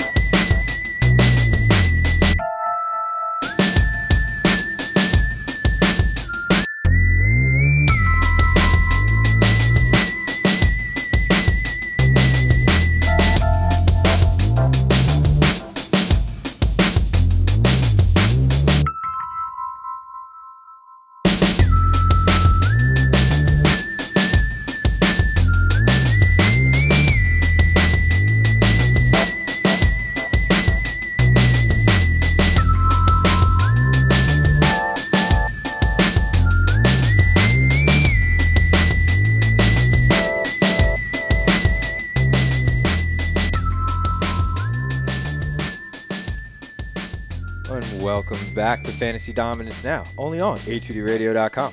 Coming to you from the BMW Atlantic City Studios in Mount Heath from New Jersey. Who's this half hour by? This half hour is sponsored by BMW of Atlantic City. BMW of Atlantic City. And you can easily find them at bmwofatlanticcity.com. BMW Atlantic City. Drive one. I want to. Get me behind a Beamer right now, man. Who doesn't? X-Drive. Who doesn't want to? Hey, they should give the station a car. Just saying. Yeah, dude. Company car. Let's roll. Yo, company car. Let's go. It's free advertising. They can plaster BMW of Atlantic City on the side of it. So, Doug, you're being attacked on YouTube right now. Uh-oh. In terms of, I'll just give one shout out here to Jose Gomez that goes, these guys really talked about Cap playing for New England. First off, bro, I didn't talk about Cap playing for New England. I talk about Kaepernick being the backup in New England because last time I checked, they still got a guy by the name of Tom. He's really good from what I hear. He can actually spin a football really hard, really fast. Spin it up like an L. And fire it up to the tune of 5 titles, just saying. Yeah. Love TB12. Yeah. No, I don't. Well, the Steelers fan understood. I got respect for TB12, though. Got a lot of respect for TB12. I hold him in the same regard as Derek Jeter. Respect, but I hate you. Mm-hmm. But, being with Giselle, having the primetime life. It's not even on the football field too much. Because I dig him. I respect him. There's not one higher competitive football player right now than Tom Brady, still at the age of 40. It's unbelievable. Yep. That's not true. Brett Favre. Yeah, true. Oh, yeah. He's still talking about coming back. He's still on the field. Yeah, he's still breathing. Still wants to play. He does. Yeah, he does. I bet you he does. But you know what? Let's talk about the guys who are playing. Sure. And let's just keep rolling here. Nice I'm segue. going to jump into the running back position. Rob Povia, who are you starting at running back this week? You have to go right to me right away. Of course. All right, let me get that. I could steal your thunder. In that case, Mike Kleinkoff. Yeah. All right. Thank you. I appreciate that. All right. I'm going Lamar Miller against the Colts, who are ranked 30th against running backs. By the way, you're now going back to a Cowboys fan. Because for the rest of the show. the only reason I'm saying that because I know Rob has the other guy that I picked, so I'm going to allow him to take that pick from me, and it's... Excuse me? Come on, man. I'm producing over here, dude. That's why I wasn't ready from the jump straight. Start over. What were you saying? Oh, man. You're killing me. That was a great segue. You're killing me. That was a great segue. Hey, when you get behind here, you'll know what I'm talking about. I'm saying that I went Lamar Miller so you could take the other guy that I know you were going to pick. I that's what I thought you said, and I don't know what the obvious statement there is in terms of on that team or just overall fresh. Overall fresh. Because my overall fresh play this week is Adrian Peterson. Yes. That is the given. It's not the one I was going with, but yes. Yeah. That is the given. I have him written down, too. Hey, Dougie. What are you talking about? Your team never lets us down. I love it. I play against Except my for team. offense. I play against my team all the time, bro. That's how I was win. hoping you were going to go Kareem Hunt. I was hoping. I'm not. I mean, he's sort of like saying to Shaun Watson, it's sort of a lock at this point to start week in and week out. But I'm not really highly favorable of his matchup this week. With Kareem Hunt. Against Dallas, they're ranked 29th against running backs point-wise on DraftKings. So this is true. In terms of overall rankings in fantasy sports, it's a little bit more equitable there. And what they're ranking in there is, especially on DraftKings, is where you get a full point per reception. Cowboys are burned by pass-catching running backs, but actually stopping pure rushers on the ground. They've been up in the leagues. I believe they're top 5, top 8 DVOA against the rush this year. Their front 7, and specifically their front 4, have played very outstanding. I mean, that being said, I'm starting Kareem Hunt, and so should you. Oh, yeah, everyone should. I mean, again, he can catch the ball, too. You know? Exactly. Again, to your point, that's a lock. Like, that's kind of like one of those guys. Like, no, he doesn't need to be mentioned. I mean, but to your point, though, Dallas has only allowed 3 rushing touchdowns this year and have only allowed, I believe, 200-yard rushers. Correct. Do we have a soft helmet in here? Because I think I belong on the short bus right now. I'm a little slow today. My apologies, Michael. All right, but Rob, who else? It's okay. I understand. Who else you got on the fresh side? Like I said, I got Adrian Peterson going against the San Francisco 49ers, giving up the most points to opposing running backs. On top of that, I'm going to go with a dark horse here, and I'm going to go with Orleans Darkwa for the New York Giants. I know their offensive line has been subpar. The Rams defense I did praise, but they get thrashed on the ground to the tune of the second most fantasy points to opposing running backs. And I've always been a bigger fan of Orleans Darkwa above Paul Perkins. And, if they do start him indeed, he would make for a nice play this week. I'd say he'd get you between 7 and 10 points on FanDuel and DraftKings. And let me just look up his price on DraftKings. He is $5,400. So that's more of my value play, versus Adrian Peterson. I mean, there's certainly a lot of other good matchups this week, like Mike said, Lamar Miller, but I don't want to take away from your guys, so I'll stop there. Hey, Daly, who you got? Well, I got Adrian Peterson for the obvious reason, going up against the San Francisco 49ers. I do as well. And I also have Shady McCoy. I know we I haven't do as big well. week, too. I do as well. Yeah. Thursday night game. Don't worry about that. That's actually what I was about to say. I stopped myself. I'm glad I did. I mean, he hasn't had a great start to the year. I mean, we haven't said his name much this season, but coming off of two weeks where he's had over 150, 120 all-purpose yards and 3 or 4 touchdowns, I think it's time to start bringing his name back up. Yeah, especially against the Jets. Yeah. No, I couldn't agree with you more, brother. I could not agree with you more. Since you guys stole most of my thunder, I'm going to slide in a couple names here that you guys haven't mentioned that are fantastic plays, both in your leagues as RB2s, flex plays, and especially in DFS. I love both New Orleans running backs this week, Alvin Kamara and Mark Ingram. Tampa Bay's defense just gets thrashed by the running game, and they can't cover running backs out the backfield to save their lives. Aaron Jones this week as well is my big play this week. We'll get to him a little later, too. Ooh, I love him against Detroit this week. Granted, Detroit has only allowed, I believe, 2 100-yard rushers on the season, but they have allowed 6 rushing touchdowns through 7 games. So I do see Aaron Jones scoring in this game. I could see Aaron Jones thrashing him in this game because they have to force feed him. No Rodgers.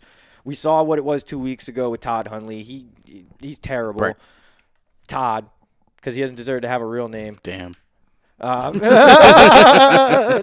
he can't throw. Damn. He just can't throw a foot. He's just bad, man. It's a shame too because I liked him at UCLA. I thought he could maybe turn into a decent pro prospect and learn it from a good quarterback, but nope. Go through a couple quick Facebook comments we have here. We have Charles Moranin going tough between Hunt and Wentz. Yeah, it is a tough choice. I'd like to hear where you're leaning on that, Charles. Mike Devine goes, Will Fuller saved his season. So for him, that's his vote for our poll. Okay. Yeah. Also, we got Frank Vespi chiming in also too close to call between Hunt and Wentz. Greg Milakovich chiming in, Hunt for me. I'm with you, Greg. Yeah, I'm with that. I can definitely be with that. With the Will Fuller pick, I could see it. His yardage isn't there, but his touchdown numbers are high. Yeah. Talk about target per touchdown. I mean, can that be sustained? Absolutely not. I sold high on him in one league. I'm holding on to him in another just in case, at least he maintains somewhat of this because it's, Yes, it was with you. Yes. Yeah, I know. I was about to say, I know you sold high with him for me. And it worked out well for me. I'm good. Absolutely. On your bench. 6-2. Hey, you still won. Yeah. That's all that matters. 6-2. Yeah. 7-1. Hello. Not the same league, but. 8-0 in a dynasty. That's right. 2 in a row for the Reclamation Project since the team name change. I'm coming back. 8-0. 8-0. Oh. 8-0. Are you only undefeated team on the panel here? Yeah, definitely. Keep it going, man. Keep it going. Dominate. That's what we help you do. I'm 7-1. Hashtag it. SFDN. But since we are helping you 7-2. dominate, we're going to help you not play the wrong guys this week. Daly, who you got? Stale. Stale-wise, I got the Jets running backs against Buffalo. So high five yourself for doing the right thing. That's what I'm talking about. Yes. Who else you got, brother? I also got J.J. against Denver. Ah! It's just going to be – I originally had him on my list because I thought he was going to be playing Oakland this week, and now he's playing Denver. I mean, but he just got there. You don't think he's going to do something maybe? I don't think he's going to do something. It's tough. It's tough. I just don't know Denver. I also don't know how much he's actually going to be playing. Right. We don't know yet because you still got Blunt. You still got Wendell Smallwood. You still got Corey Clement.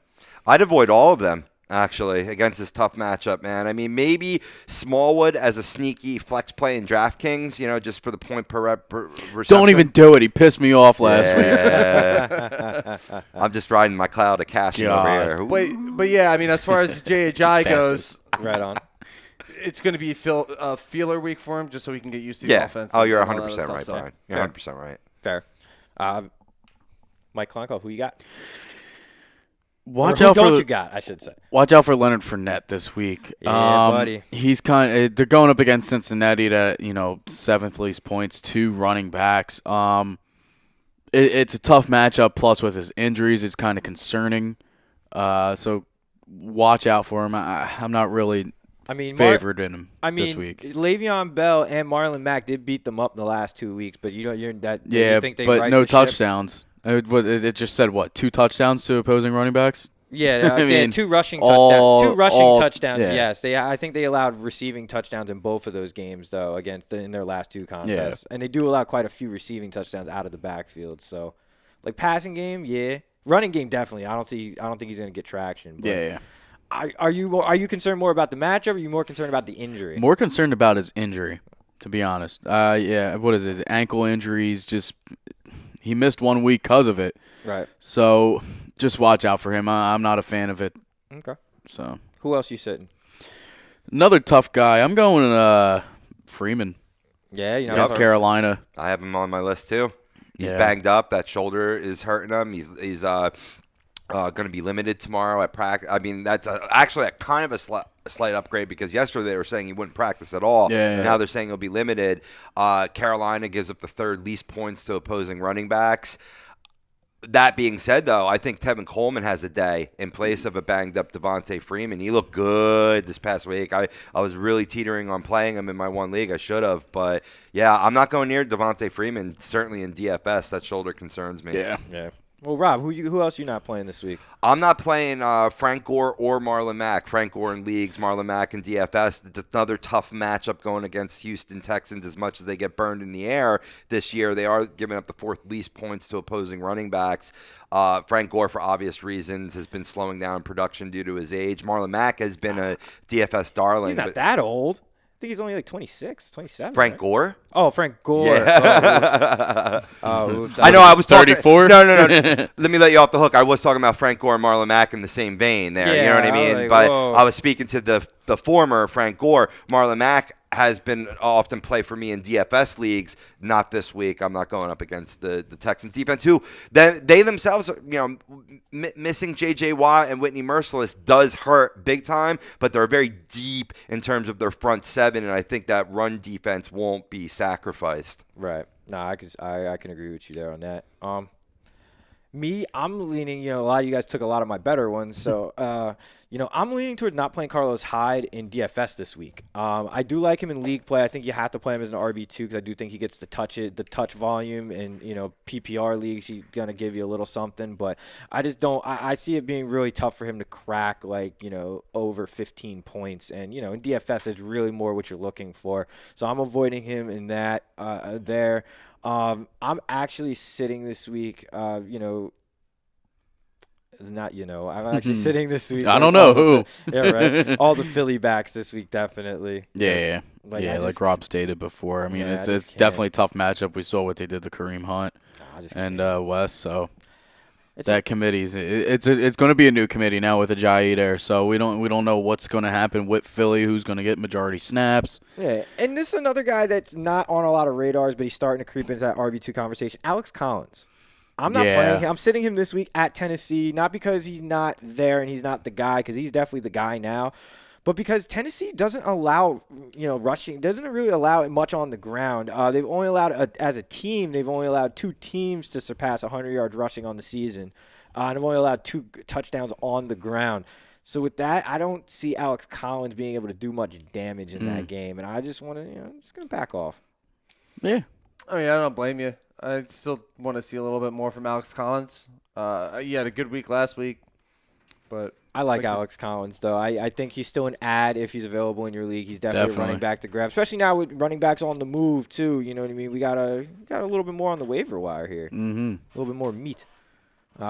but we still got a bunch of plays to get through. So let's just start burning through these fellas. Wide receiver, who's your fresh play, Brian?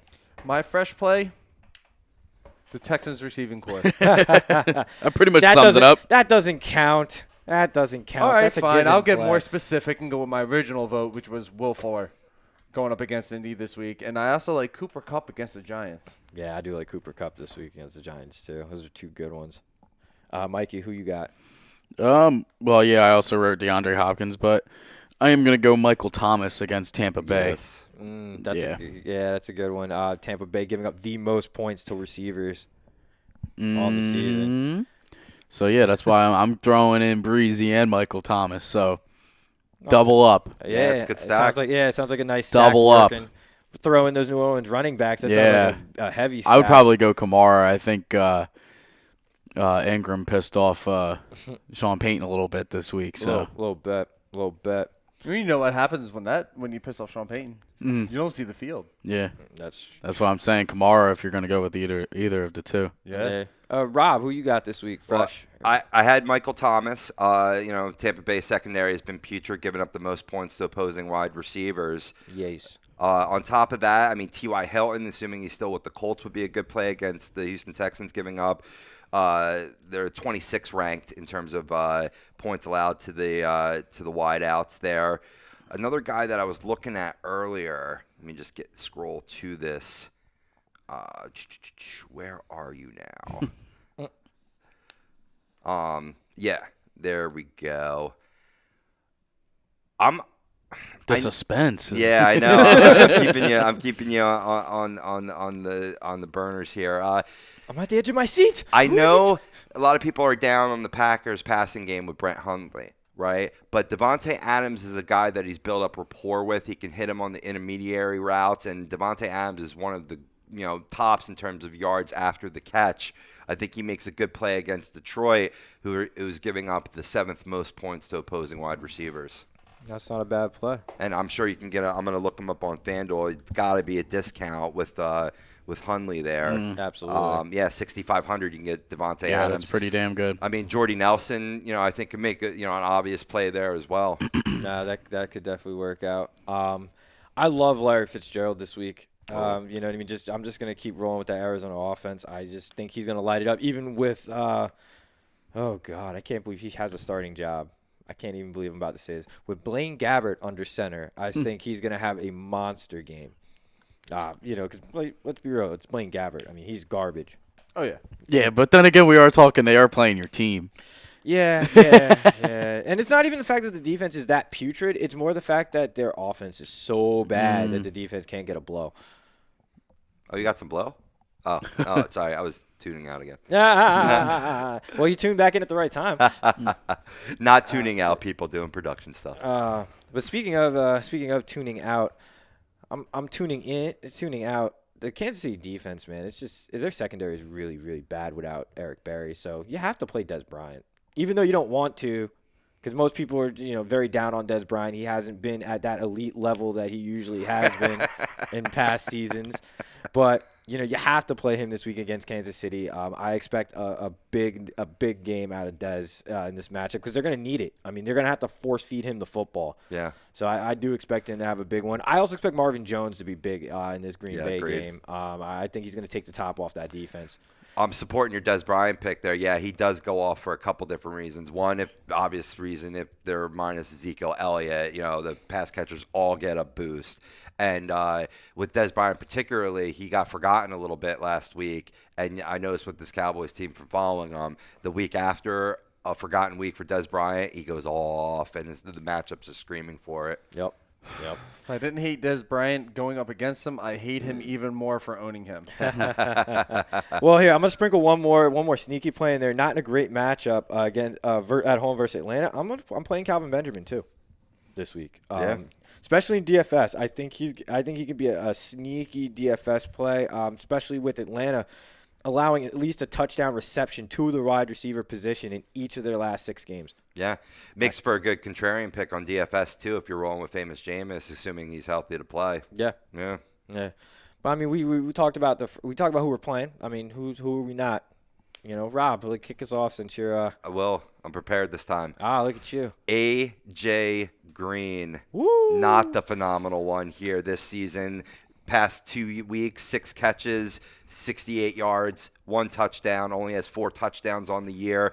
He had 2 monster games. You got to time him out on DFS in terms of what's going to be an A.J. Green week and what's not. And you'd have to think this is not going up against that Jackson 5 there in Jacksonville, giving up the least points to wide receivers. I just don't like the whole Bengals offense this week against that tough defense. Agreed. 100% agreed. He's one of my sits this week. I'm there with you. Besides, you know what, though? I did stack Andy Dalton with A.J. Green this week. So yeah, and that was smart. That was smart to do in terms of you didn't know what the weather was going to be like. That was a big theme this week. Hashtag it Stormgate. Definitely made it very challenging to put together DFS lineups in terms of how the games were going to play. But yeah, I stacked what do you call him, the red rifle there with A.J. Green. But then on another team, I had Joe Mixon with Cincy's defense just in case the weather proved to be more harmful than good. But yeah, it was a good stack. Another guy that I'm avoiding this week is Rashard Matthews, going against the aforementioned Baltimore Ravens defense, giving up the second least points to opposing wide receivers. And Mariota, hopefully the bye week has helped that hamstring out a little bit, but he's still limited in his run game, and you saw how that affected his overall passing numbers, becoming more of a one-dimensional quarterback. Yeah, it did not help him one bit. Yep. Brian, who you got? I'm going to keep mine short and sweet. I only have one. I'm actually opposing Rab on this one. I'm sitting T.Y. Hilton until further notice. One, he's going up against the Houston's passing defense, and they're one of the tops in the league. But I just don't like their passing situation right now. Jacoby Brissett, he's an okay quarterback, but he's their only weapon. He's their only passing weapon. You can make an argument for Dante Moncrief. But Jack Doyle. Jack Doyle had a great week. Jeremy Lane's probably going to be the guy that's on T.Y. Hilton all day. That's true. They Sunday. did just acquire him. So, it gets a little bit tougher for him. See, your second point makes sense. The first point, though, maybe Jeremy Lane helps that out or what have you, but their secondary has not been that good, though, Brian, this year. That's why I said T.Y. would make for a good start because they can be exposed, but Jeremy Lane could change that. I think he's going to. Okay. And, yeah, I could easily see that. Mikey, who you not playing? Dougie B. I'm not playing Doug Baldwin this week against Washington. Who second least points to opposing wide receivers this year. So okay, short and sweet, like you say. Dougie B. Sit him.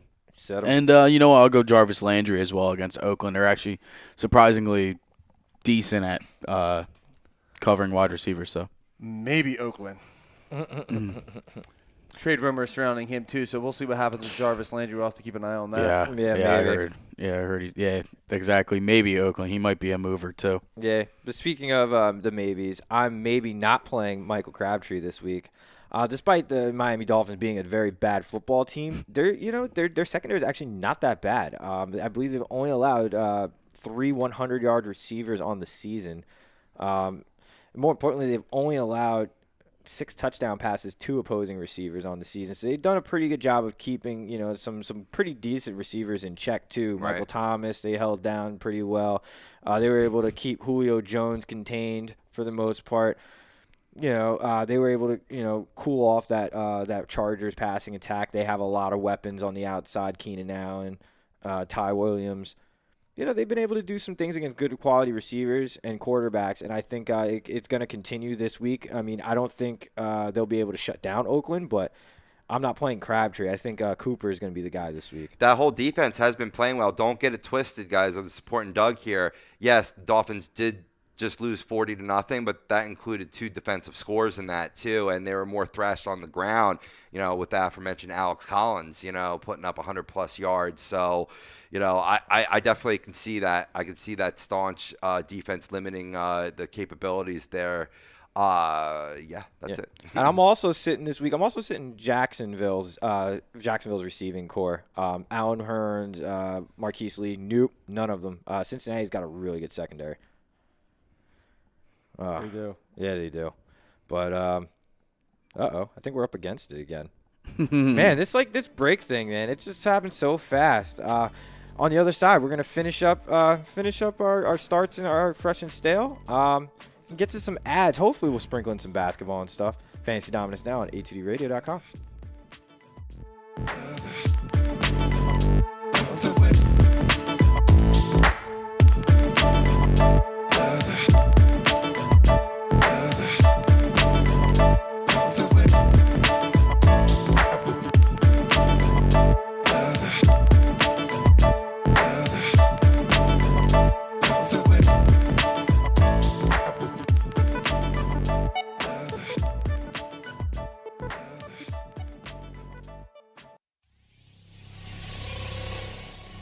You're listening to the worldwide leader of Real Talk, a2dradio.com.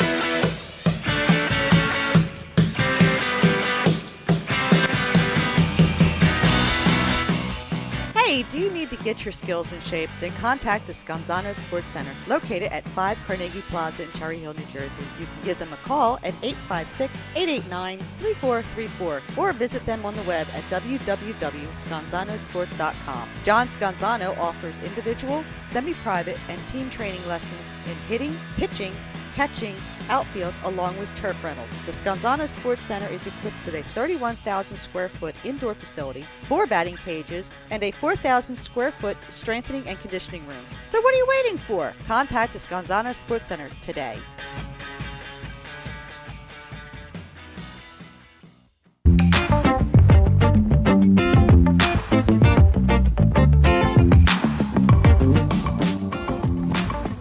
A2DRadio.com is sponsored by the Sports Outlet for all your sporting needs. Located 703 Black Horse Pike in Glendora, New Jersey. Give them a call at 856-939-2030 or email them at sportsoutletnj@comcast.net or visit them on the web at www.sportsoutletinc.com for all your sporting needs. The Sports Outlet.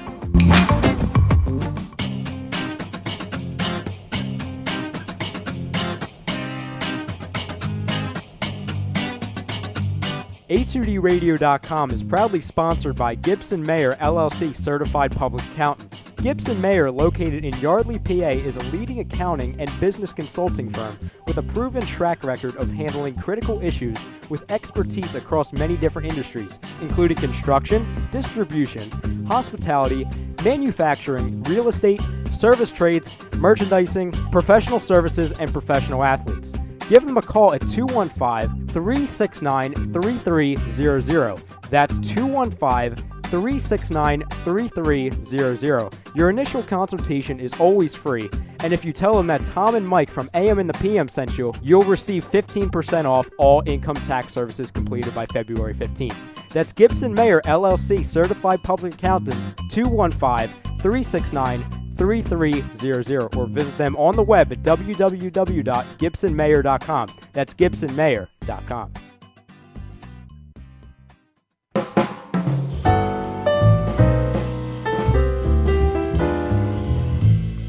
Fellas, you ever come in from that baseball or football game and your woman won't come near you because you stink beyond belief?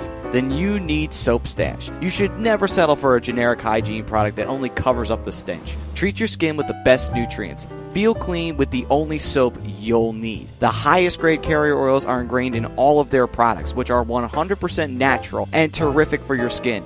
No sulfates, parabens, or phthalates, and synthetic fragrance free. Contact Soap Stash for your sample package and give your woman what she deserves. You can contact Soap Stash at 844-890-3197 or visit them on the web at soapstash.com or Facebook at Soapstash LLC. Once again, their number is 844-890-3197. Soap Stash, the new soap standard.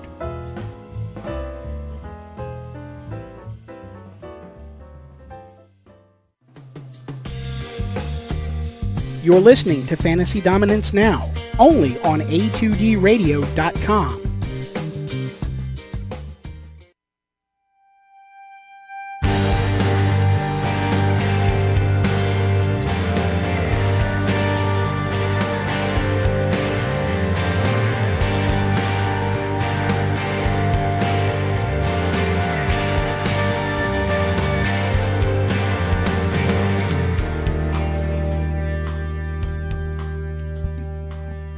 And welcome back. And this final half hour of Fantasy Dominance now is brought to you by Soap Stash, the new soap standard. So you can find them online at soapstash.com or on Facebook at Soapstash LLC. So what up, fellas? What up, man? We're almost done here with Fresh or Stale, I think. But first and foremost, let's let the people know where they can find us, where they can, if they have more questions that we're not answering here on the show, or if they, need help with other sports, like football and hockey, which we do. Just, it's football season. You said do. We do. Yes. Yes, I am on Twitter. I am at StatMagnet85. On Facebook, I'm Doug Pitchford. Mike _Kleinkoff. Brian _A2D Radio on, I believe it's both Instagram and Twitter. Look at you clever shrew. Congruent. Apparently, I'm doing the same here at Robbie BLTZ. Not Robbie Blitz, Robbie BLTZ. Add the UN for your pleasure. And on Facebook, you can catch me, Rob Pove. By the way, we are on Instagram now at A2D _radio _fantasy dominance. So. And the Facebook page will be coming soon. Speaking of social interaction on Twitter, give the poll results as of the moment. Still 22 hours left to vote. We asked you, who is your midseason fantasy football MVP? Carson Wentz, Kareem Hunt, DeAndre Hopkins, or someone else? With a resounding 72% of the vote, they are going for Carson Christ. Homers. Nah, you could argue it. 17% Kareem Hunt, 11% DeAndre. I mean, that's just 0% for somebody else, though. Yeah, that's a surprising number. There are a lot of other, very worthy, deserving players out there for that nod. So I'm kind of surprised. Just saying. All right. Well, back to the action. What you guys are really here for. Let's just roll through these last three positions, guys. Tight ends. Brian, who you got? Who you starting? I'm starting Zach Ertz because he's going to be the only source for offense against that Denver Broncos defense. What just happened? You got Superman punched. We saw that happen. I did. That was funny. That was awesome. You know what's even funnier? Kevin BX wound up breaking his hand, too. Did he? Oh. Hockey talk just goes whoop. Oh, that was great. Actually, his left hand. So again, whoop. Whatever. And then I'm also starting Jimmy Graham against Washington. He's coming off a couple good games. See if he can keep it rolling. I think Washington, he can do that too. What? Stop trying to BS him. I can't help it. He's already taken both of mine, so I might as well just finish up with my third. I'm going Austin Seferian-Jenkins against who are they playing? Buffalo. ASJ for the win. Buffalo. The one thing they can't cover is tight ends. Yeah, no, they can't cover tight ends. They cannot do. Rob, who you got? You ready for this? This is the Millie Maker play right now. Uh-oh. Tyler Higbee. Who? Tyler Higbee. Rams. Your Rams starting tight end going against the New York Football Giants, who are giving up the most points to opposing tight ends. I think Jared Goff is going to be hitting them frequently and often. That just sounds like a that helps no one type play. I remember the one and only time I started Higbee in daily fantasy. Nothing. That helped no one. This will be the opposite of that. I hope. I think he's going to put up 20-plus points. He's going to be a cheap play, too. 4,500 on FanDuel. Well, 20. Yeah, I guess I got to say it because I said it. Yeah, you did. Yeah, you did. Open mouth, insert foot. Maybe more like 15-plus. Open mouth. There we go. No, he's getting lower and lower. No, legitimately, he's got a shot. Back it up. He's got a shot for 20-plus points. If he sees the end zone twice, which he could do, being a red zone target for Jared Goff, and you were high on Jared Goff moving this ball in this game. I am. So against these woeful Giants, did I say that enough there? If my dad's listening, I apologize, but he's boycotting football this year anyway, so it doesn't even matter.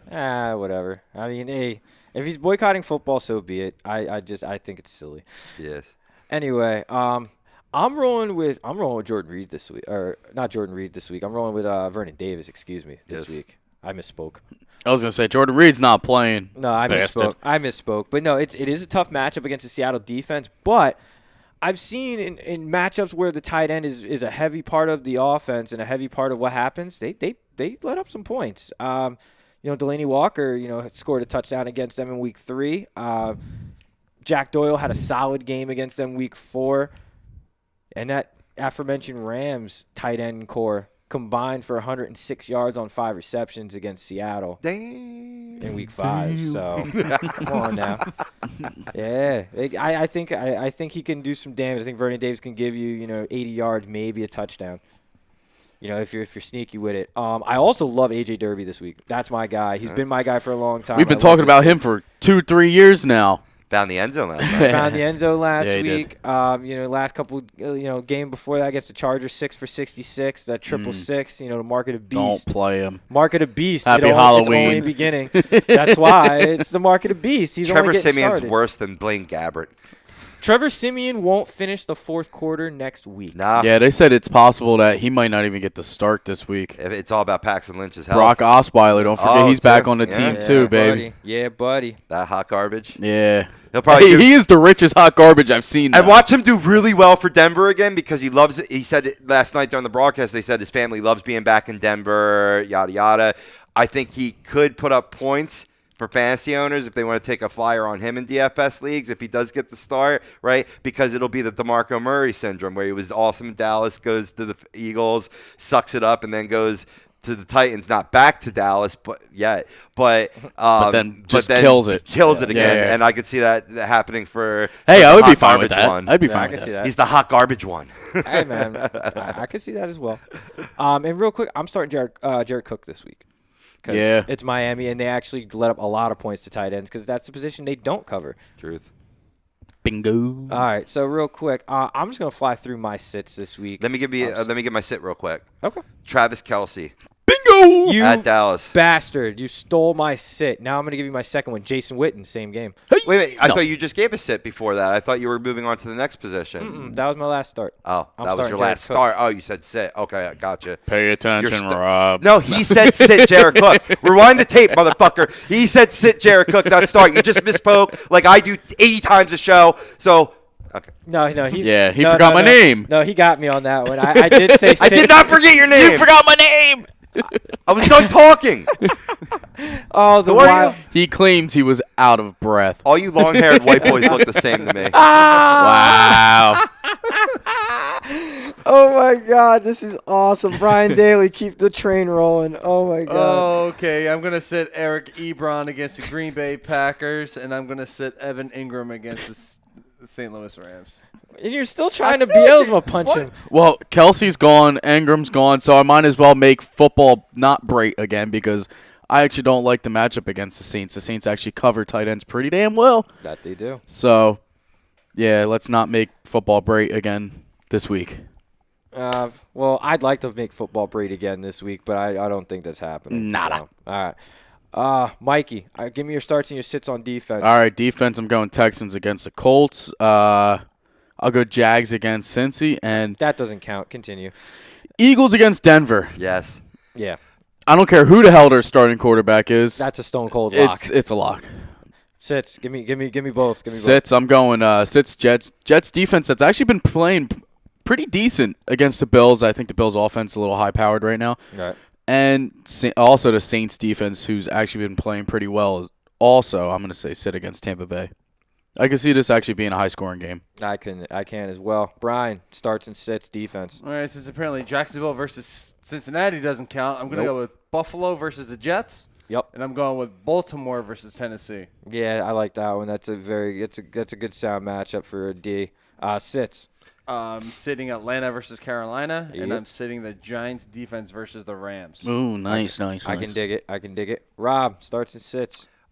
Since you guys took a lot of good starts, I'm going to get my DFS play, and that's the Oakland Raiders at Miami. Only Sneaky. 4,600 on FanDuel. And in terms of sitting, I am sitting the Kansas City Chiefs at Dallas. I mean, minus Ezekiel Elliott, maybe this makes a little less sense, but I still think Ezekiel Elliott will play this week. And against their offense, defenses are getting the fourth least points, and the Chiefs, have been banged up a little bit. So yeah, I say sit the Chiefs. Yeah, I couldn't agree with you more there, buddy. I could not agree with you there more. Obviously, I'm starting Seattle this week. That's like my stone cold lock. My sneaky play of the weekend. I can't believe no one said that. I'm playing the Cardinals defense. Hello, San Francisco. Yes. Hello. Truth. Yeah, Truth. I'm starting them across the board. We saved it for you. Across the board, I'm starting them. DFS and everything, I'm starting them.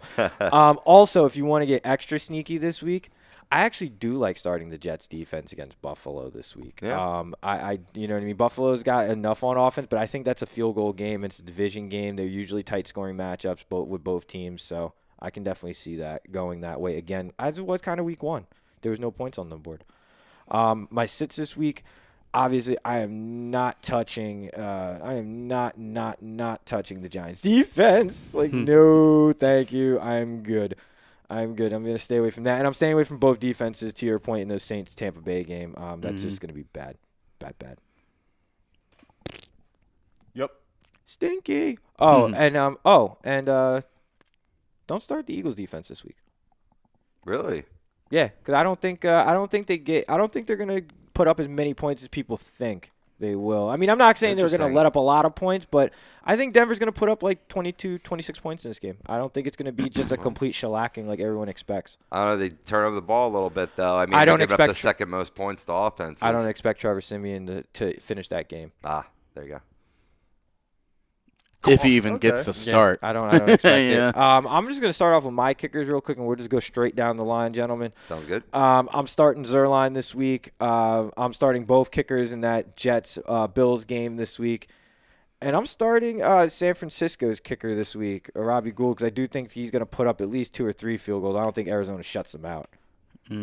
Usually those division games are all field goal games. Yeah, I'm actually going to sit Arizona's kicker, though, because I do think they just put up nothing but touchdowns. And I'm sitting Blair Walsh this week because I don't see Washington's defense stopping the Seattle offense right now. I think they're just going to keep steamrolling people, which means a lot of extra kept rolling points. all night long. I'm definitely starting Justin Tucker this week against Tennessee, as well as Jake Elliott versus Denver. Hey, it's my turn now, buddy. Brazil will punch him back. What is wrong with you? Yeah, what the hell? I'm sitting Roses against the Ram. Giants kicker, if you guys don't. Brian Daly on fucking fire today. I'm also sitting. Pull that man off. I'm also sitting Gio versus the Dolphins, the kicker for Oakland. Yep. There's another the Italian one. Yeah, whatever. Gio Vecchi or Gio Vecchini. I don't know what that. Giovanni. Tutto bene. The Italian stallion. Yeah, there you go. I'm sorry, Brian. Hey, kickers. You did it the last like 5 or 6 positions, so. That's why I understand why you did it. Now I know how you felt. Thanks. So, yeah, like Mikey said, Justin Tucker, Jake Elliott. I'm also going to start Will Lutz. I think he's going to get some points in that game. It's one of mine. What a name. Yes. I'm also sitting with Robbie Gould, and I'm also – because I think Arizona could put up a shutout in this game. I'm also sitting with Ryan Suckup. Sucky kicker. He's been anyway. he's been pretty accurate. Yeah, he's been good, but against Baltimore's defense, I don't know how much opportunity. Yeah, that makes sense. I don't know if they're even going to get that close in the field goal range. Si, senor. Truth be told, brother. Truth be told.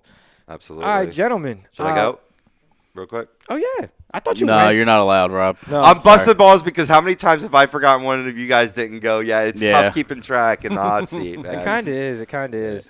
Real quick then. Graham Gano. That offense stalls out like its job, and Atlanta's defense is pretty stout, giving up, and they give up the second most points to field goal because they have a lot of stops, a lot of field goal opportunities.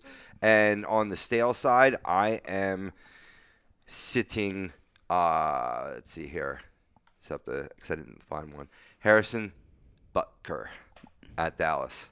Interesting. Whatever, dude. Okay. It's so important to stop you, right? I only yeah. really had one. Yeah, it's okay. But I really wanted to say Graham Gano because I think he has a chance to be this week's 20-plus point kicker. Oh, you mean like Harrison Butker was like this week? Yeah. Pissed me off. He almost won me a game, but he lost me a game. He won me a game. Yeah. He got me. He kept me alive, baby. I beat Brodo because of him. All right, gentlemen, we got about 10 minutes left in the show. Let's just jump on some quick waiver wire ads so we can round out our busts and our fantasy breakouts and our midseason awards. So, I'll go. Aaron Jones. If he's still available for Green Bay, the running back for Green Bay. If he's still available, he's only 75% on ESPN leagues. But if he's still out there, go and get him now. I think he's taking over for Ty. Nah, he's taking that job. I'm pretty confident in that. Anybody? Who else? Just throw him out there, guys. Darren McFadden. I think he's going to be the number one in Dallas. Agreed. If Zeke's suspension finally holds. Yeah, I do like that ad. I would go to say at the running back, I'm grabbing Deion Lewis. I know he's on a bye this week, but he's taking over the number 1 spot in New England. That's my guy. Like you gotta go get him while you can. He's only owned in 49% of ESPN leagues, so he is out there. Streaming options at quarterback to grab for this week. Like there aren't many good ones, like of any caliber. Nope. No. Not really at all. None. So screw it. No, but there is one. There's one I'm getting to. If your starting quarterback is on bye, you're fucked. This week. No. I'm using this as a point. There is one guy you can stream this week. There is one. And he's the Arizona Cardinals quarterback. Oh wow. Blaine Gabbert. Yeah. Just saying. I mean, make sure he is in fact who's named the other one? starter. Drew Stanton, but I don't expect Drew Stanton to be the guy. All the talk out of Arizona has been that Gabbert's going to be the starter this week and moving forward. So, yeah, I like Blaine Gabbert this week as a streamer option at the quarterback position. Receiver, I pick up Dontrell Inman now because he's going to build up that rapport with Mitchell Trubisky. It's hard to find number 1 receivers at this point in the game. And also Juju Smith if he's available. Yeah. I think he's a great ad right now. Yeah. That was one of mine as well. Anybody else, guys? Hot on the Juju. Anybody else got an ad? Alex Collins. Definitely Alex Yeah. Collins. Great play. He's low owned in both ESPN as well as NFL.com leagues, and he certainly has taken control of that running back situation with Buck Allen putting up 113 yards this week.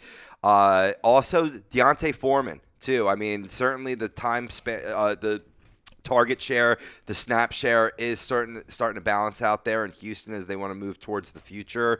Going up against Indianapolis defense this week in particular, I think it's more for a play later on in the season, but it is still a good play this weekend because they're giving up the second most points to opposing running backs. It'll just be about how many touches does he have. Right.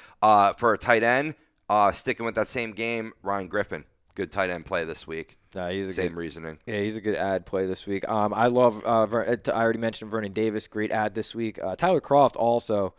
Even though Jacksonville is a great defense, they are soft against opposing tight ends. So Tyler Kroft could be a guy that could be a really nice ad, and then maybe a spot play this week with all the teams on bye.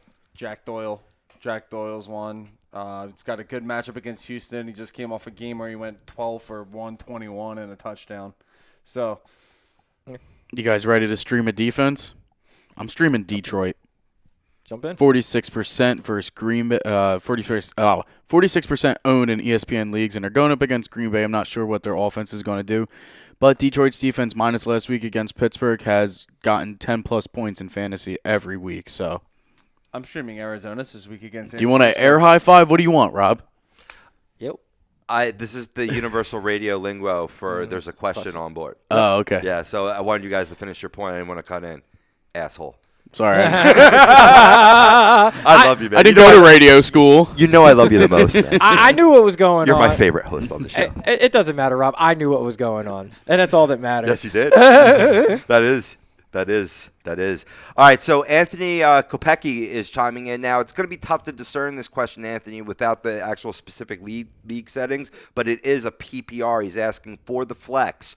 Pick 2 for the rest of the season in Collins, Morris, Mack, Drake, or Williams. Ooh. Wait, which Williams are you talking about? I'm assuming Jamal maybe, or which Williams? Tyrell Williams maybe? I mean, is it Tyrell? Damian Williams maybe? Sounds like there's he's a lot of Williams listed all running backs, so maybe. But it could be Jamal. Tyrell Williams. Right. Yeah, it's sticking with the running back theme. Yeah. Yeah, it could be. That's why I said Damian Williams, Tyrell Williams. Like, there's a lot of dudes named Williams. But of those guys that he mentioned, I like Marlon Mack. Of all those guys, I think Marlon Mack would be your best choice. I mean, Alex Collins is a really nice. That's my 2. That's my 2. Yeah, definitely my 2. I was gonna say you got to definitely play Collins. Collins is a definite for me. Mack is a little questionable. I think Mack will be really good towards the end of the season. I do think Andrew Luck does play this year because they want to see what they get. They want to see if he can recover from this injury. They want to see what they got because they got to make a decision on Jacoby Brissett. Very true. He's going to be a free agent at the end of the year. You got to know if you got to spend a couple bucks to keep him, if you need to restructure Luck's deal, whatever have you. Where do we have any guys? Any other ads? You know, I mean, that was a great question, by the way, brother. Thank you for that. Yep. All right, I'll do one more. Mohamed Sanu, 61%, 6 receptions, 74 yards, and a touch last week. we mentioned him a couple weeks ago, and he's still on fire and he's still available. So Yeah. get him. All right, gentlemen. Listen, we got like 5 minutes left in the show. We talked about MVP. Mid-season fantasy MVP a little earlier in the show. We all had differing opinions on guys. So I'm just gonna cast my own. I'm just gonna cast my vote for who we're gonna say is the MVP. I'm gonna lean on. I'm gonna lean on with the arguments and everything. DeAndre Hopkins, based on what based on some of the Twitter comments. Based on what we've all discussed. Just a turnaround from last season alone. Yeah. Going back to what we drafted him for last season to this season, like night and day. Absolutely. The Osweiler effect. Hashtag it. It is, man. It really is. Plus, based on draft positioning as well. This is a guy that most teams got third, fourth, fifth round, and he's one of the top producers in fantasy. So I'm gonna roll with him as our guy. Where are we going to go for bust, though, for this season? Who's that guy that just was drafted so high, so touted, and just shat the bed? Just throw it to Brian over here. Yeah, I know, right? Daly, go for it. Amari Cooper. Yep. He's got to be the biggest bust, especially after last year. 83 receptions for over 1,100 yards. That's a TD rate that he was last year. He's had 3 last year. He's at 3 now. But he's at 34 receptions for 404 yards. Expect that to change. I think he has a dynamite second half. They're moving him around. They're running him out of the slot now, too. So yeah, I hope so. They're starting to do more with him. I saw you see his numbers. Yeah, he's been a big bust. Who you got there, Mikey? I'm actually going to go Sammy Watkins. I thought maybe the move would help him a little bit, but really it hasn't. No. He's been, except for 1 week against San Francisco. Yeah, of course. That was the only big game. He had 6 receptions, 106 yards, and 2 touchdowns. Other than that, it's jack shit. His best performance was week 1 against Indianapolis, and that was only 8 points in Arizona 2 weeks ago with 5.5. So, he's just another guy that, maybe had high hopes going to a new team. But he hasn't been nothing either. So, Rob, who's your dude? I have a pair of quarterbacks. Okay. Number 1, Jameis Winston. Interesting. For reasons I talked about earlier. Yeah, you thought I was going Big Ben. I thought you were. Yeah, I would have said Big Ben. He's too. not even number 2 for me. Wait. Me personally. I know who's number 2 is. Joe Flacco. Matt Ryan. Nope. Really? Matt Ryan, but I was figuring you were going to go, or one of you guys were going to go there. For me, I'm talking me personally on my teams, who's been a bust for me. All right.